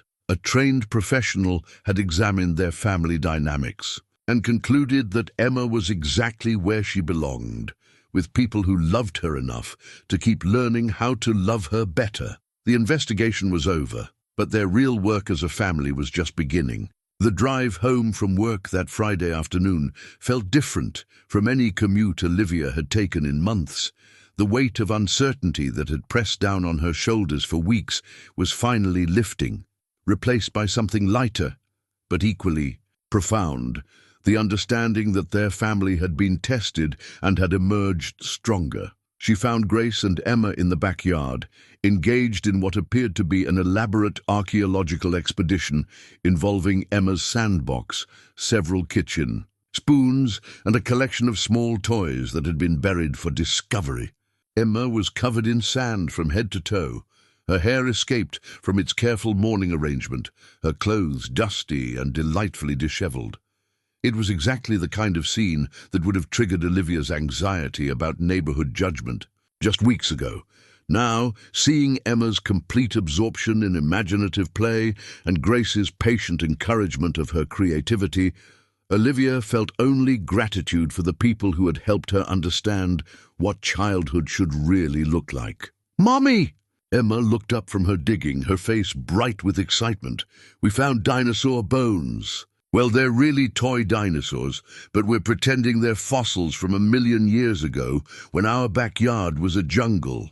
"That sounds like an amazing discovery," Olivia said, settling onto the grass beside them. "What kind of dinosaurs lived in our prehistoric backyard?" Emma launched into an elaborate explanation of the dinosaur civilization she and Grace had constructed, complete with family relationships, dietary preferences, and theories about why they had chosen their backyard as the ideal habitat. Her imagination was working at full capacity, unfettered by concerns about whether her stories were educational enough or appropriate enough for adult approval. Grace listened to Emma's narrative with the same serious attention she would give to an important business presentation, asking follow-up questions that encouraged Emma to develop her ideas further. Watching them interact, Olivia realized that Grace possessed something that couldn't be taught in any parenting class: the ability to enter a child's imaginative world with genuine interest and respect. "Grace, could I speak with you for a moment?" Olivia asked when Emma became absorbed in carefully excavating a plastic triceratops. They moved to the patio where they could talk privately while still keeping Emma in sight. The caseworker called. "With her findings," Olivia began, watching Grace's posture tense slightly in preparation for potentially devastating news. "Emma stays with us. The investigation is closed, with some recommendations for family counseling and professional development, but no restrictions on your role in our household." Grace's relief was visible and immediate, her shoulders relaxing as she absorbed the news that their family would remain intact. "Sarah Martinez said some very complimentary things about your care of Emma. She was impressed by your documentation and your obvious devotion to Emma's well-being. I'm just grateful that Emma won't." have to experience any disruption to her sense of security, Grace replied. She's been through enough changes recently. Grace, I owe you an apology. Several apologies, actually. Grace looked surprised by this shift in the conversation.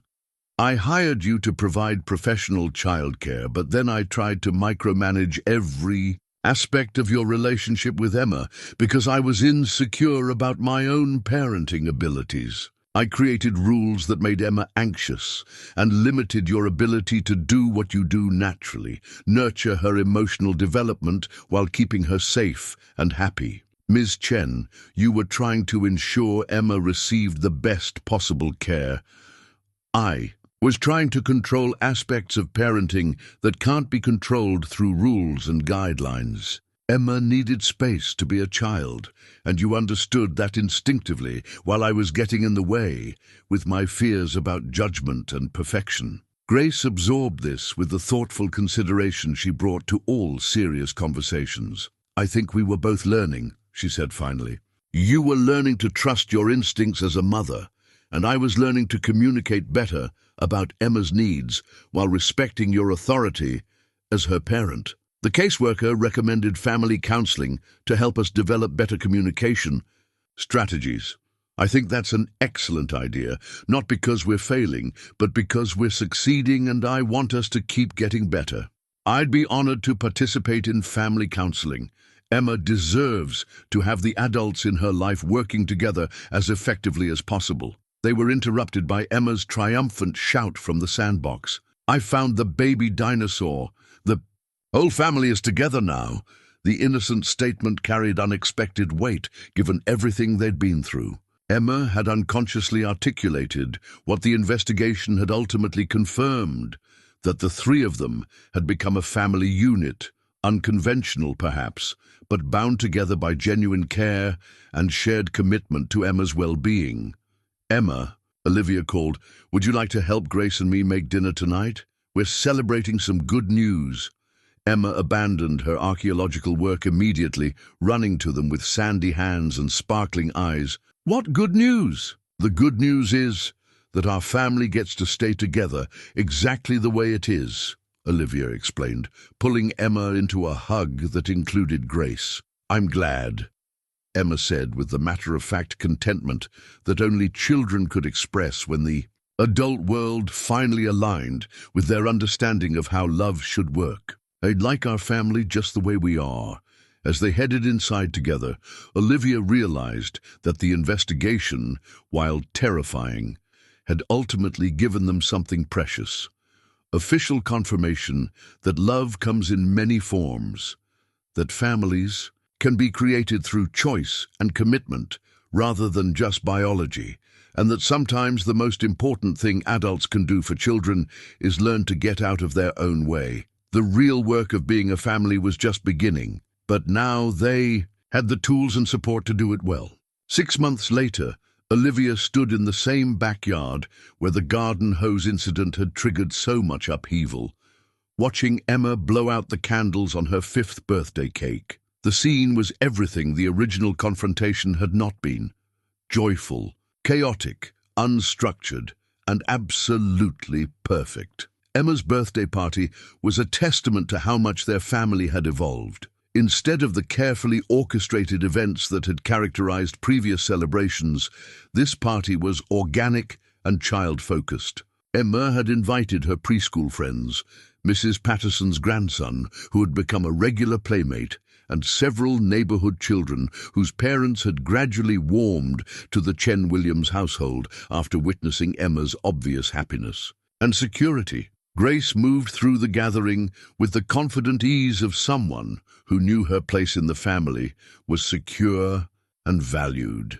She wore a yellow sundress that Emma had specifically requested, because yellow makes Grace look like sunshine, according to the birthday girl, and her natural warmth with the children had made her a favorite among the visiting parents. The family counseling sessions had transformed their communication from reactive to proactive, helping them develop strategies for discussing Emma's needs, setting appropriate boundaries, and making decisions collaboratively rather than unilaterally. Dr. Rebecca Santos, their family therapist, had helped them understand that their initial struggles had been normal growing pains for any family learning to function as a unit. Blended families come in many forms, Dr. Santos had explained during one of their sessions. What matters isn't the traditional structure, but whether the adults are committed to the child's well-being and willing to work together to provide stability, love, and appropriate guidance.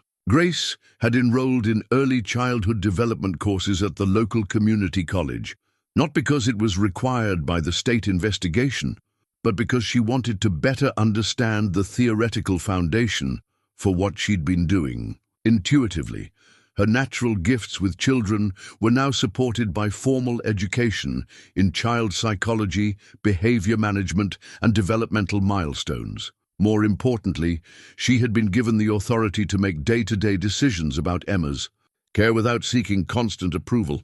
Olivia had learned to trust Grace's judgment about everything, from playground activities to social interactions, understanding that micromanaging had been more about her own anxiety than about Emma's actual needs. The transformation was visible in Emma herself. The anxious, rule-focused child who had emerged during their period of rigid guidelines had been replaced by a confident, creative 5-year-old who felt secure enough to express her opinions, make mistakes, and engage with the world around her. With appropriate boldness, Emma seems so much more herself, commented Jessica Park, the mother of one of Emma's classmates. She's always been bright, but now she seems genuinely happy too.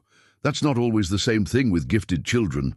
Olivia accepted the compliment with gratitude, understanding that Emma's happiness was the result of learning to balance high expectations with unconditional love, achievement with acceptance, structure with freedom. Mrs. Patterson approached. During a quiet moment when the children were engaged in a treasure hunt that Grace had organized around the yard. "I owe you an apology," the older woman said without preamble. "I was wrong to interfere in your family's business, and I'm sorry. My concerns caused you such distress. The apology was unexpected but welcome." Over the months since the investigation, Mrs. Patterson had observed the obvious happiness and stability of their household, and her initial judgments about Grace's appropriateness as Emma's caregiver had given way to grudging respect and eventual admiration. "I think we all learned something from the experience," Olivia replied diplomatically. "Emma certainly benefited from having to articulate her feelings about our family to the caseworker. It helped us understand how she was processing all the changes."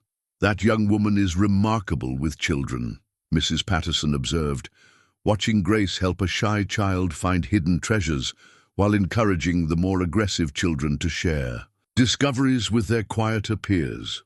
Emma's lucky to have someone who understands how to nurture confidence without permissiveness. As the party wound down and parents began collecting their exhausted, sugar-happy children, Olivia found a few minutes of quiet with Grace while Emma played with her new birthday presents in the living room. "I have something for you," Olivia said, handing Grace an envelope that had been waiting for the right moment. Inside was a formal contract that redefined Grace's position in their household. Instead of live-in childcare provider, her new title was Family Support Specialist, with a significant salary increase, health benefits, educational allowances for her continued professional development, and a profit-sharing arrangement that recognized her contribution to Emma's well-being and Olivia's ability to maintain her professional responsibilities. "This is too much," Grace said, though her smile indicated how much the gesture meant to her. "It's not enough, actually. You've helped save our family, Grace. Emma has 2 mothers now, in every way that matters, and I want your position here to reflect that reality." The new arrangement also included formal vacation time, clear boundaries around work hours, and the understanding that Grace's relationship with Emma would continue even if employment circumstances changed in the future. "I have something for you too," Grace said, retrieving a small wrapped package from the kitchen counter. Inside was a framed photograph that Grace had taken during one of their recent family outings to the zoo. The picture captured a spontaneous moment of connection, Olivia and Emma sitting on a bench sharing an ice cream cone, both laughing at something Emma had said, their faces showing the kind of unguarded happiness that only occurred when people felt completely comfortable with each other. "I wanted you to have a reminder of how far you've both come," Grace explained. "You look like the mother you always were, but didn't know how to be." The observation was profound and accurate. Olivia had always loved Emma deeply, but she'd been trapped by her own fears about inadequacy, judgment, and the pressure to be perfect rather than present. Learning to trust Grace had taught her to trust herself, and learning to prioritize Emma's happiness had taught her that love was more important than image. That evening, after the party cleanup was complete, and Emma was tucked into bed with her new birthday books, the three of them sat together on the living room couch, reviewing the day's highlights. "Best birthday ever," Emma declared, with the satisfied exhaustion of a child who had been thoroughly celebrated. "I loved that everyone came and we got messy and nobody worried about anything except having fun." The statement perfectly captured what they'd learned over the past months. That childhood should be about joy and discovery, not constant preparation for judgment. Emma had internalized the most important lesson. She was loved for who she was, not for how well she performed or how perfectly she behaved. "What was your favorite part of the day?" Olivia asked. Emma considered this seriously, as she did most questions about her preferences and feelings. "When we were all together blowing bubbles and Grace said we looked like a constellation, different stars, but part of the same beautiful pattern." Grace had indeed made that observation during the afternoon's bubble-blowing session, when the three of them had been surrounded by iridescent spheres floating through the backyard like tiny planets in their own solar system. "I like being part of your constellation," Emma added sleepily. As Grace carried a drowsy Emma to bed, Olivia remained on the couch thinking about constellations, separate stars that formed meaningful patterns when viewed with proper perspective. Their family had been tested by outside forces and internal struggles, but they had emerged with clearer understanding of their connections to each other. The investigation that had once threatened to destroy their family had ultimately strengthened it by forcing them to articulate what they meant to each other and why their unconventional household arrangement served Emma's best interests. They had been required to defend their love, and in doing so, they had learned to trust it completely. From Emma's bedroom came the soft sound of Grace's voice, reading a bedtime story, her gentle intonation turning simple words into magical narratives that would populate Emma's dreams with adventure and possibility. In the morning, they would wake up as a family that had survived uncertainty and emerged with deeper appreciation for what they had built together. Olivia picked up the framed photograph Grace had given her, studying the image of herself and Emma, sharing that moment of pure connection. She looked like a mother who had learned that love was more important than control, that trust was more valuable than rules, and that sometimes the most profound act of parenting was learning to get out of the way of a child's natural development. Their family had found its constellation pattern at last. 3 stars creating something beautiful and enduring against the vast sky of possibility that stretched ahead of them. Emma would grow and change. They would face new challenges and celebrate new milestones. But the foundation of love and respect they had built would remain constant. Outside, the neighborhood settled into evening quiet, and inside, Emma Chen drifted, off to sleep, surrounded by the security of knowing she was exactly where she belonged, with the people who had learned to love her not just completely, but correctly.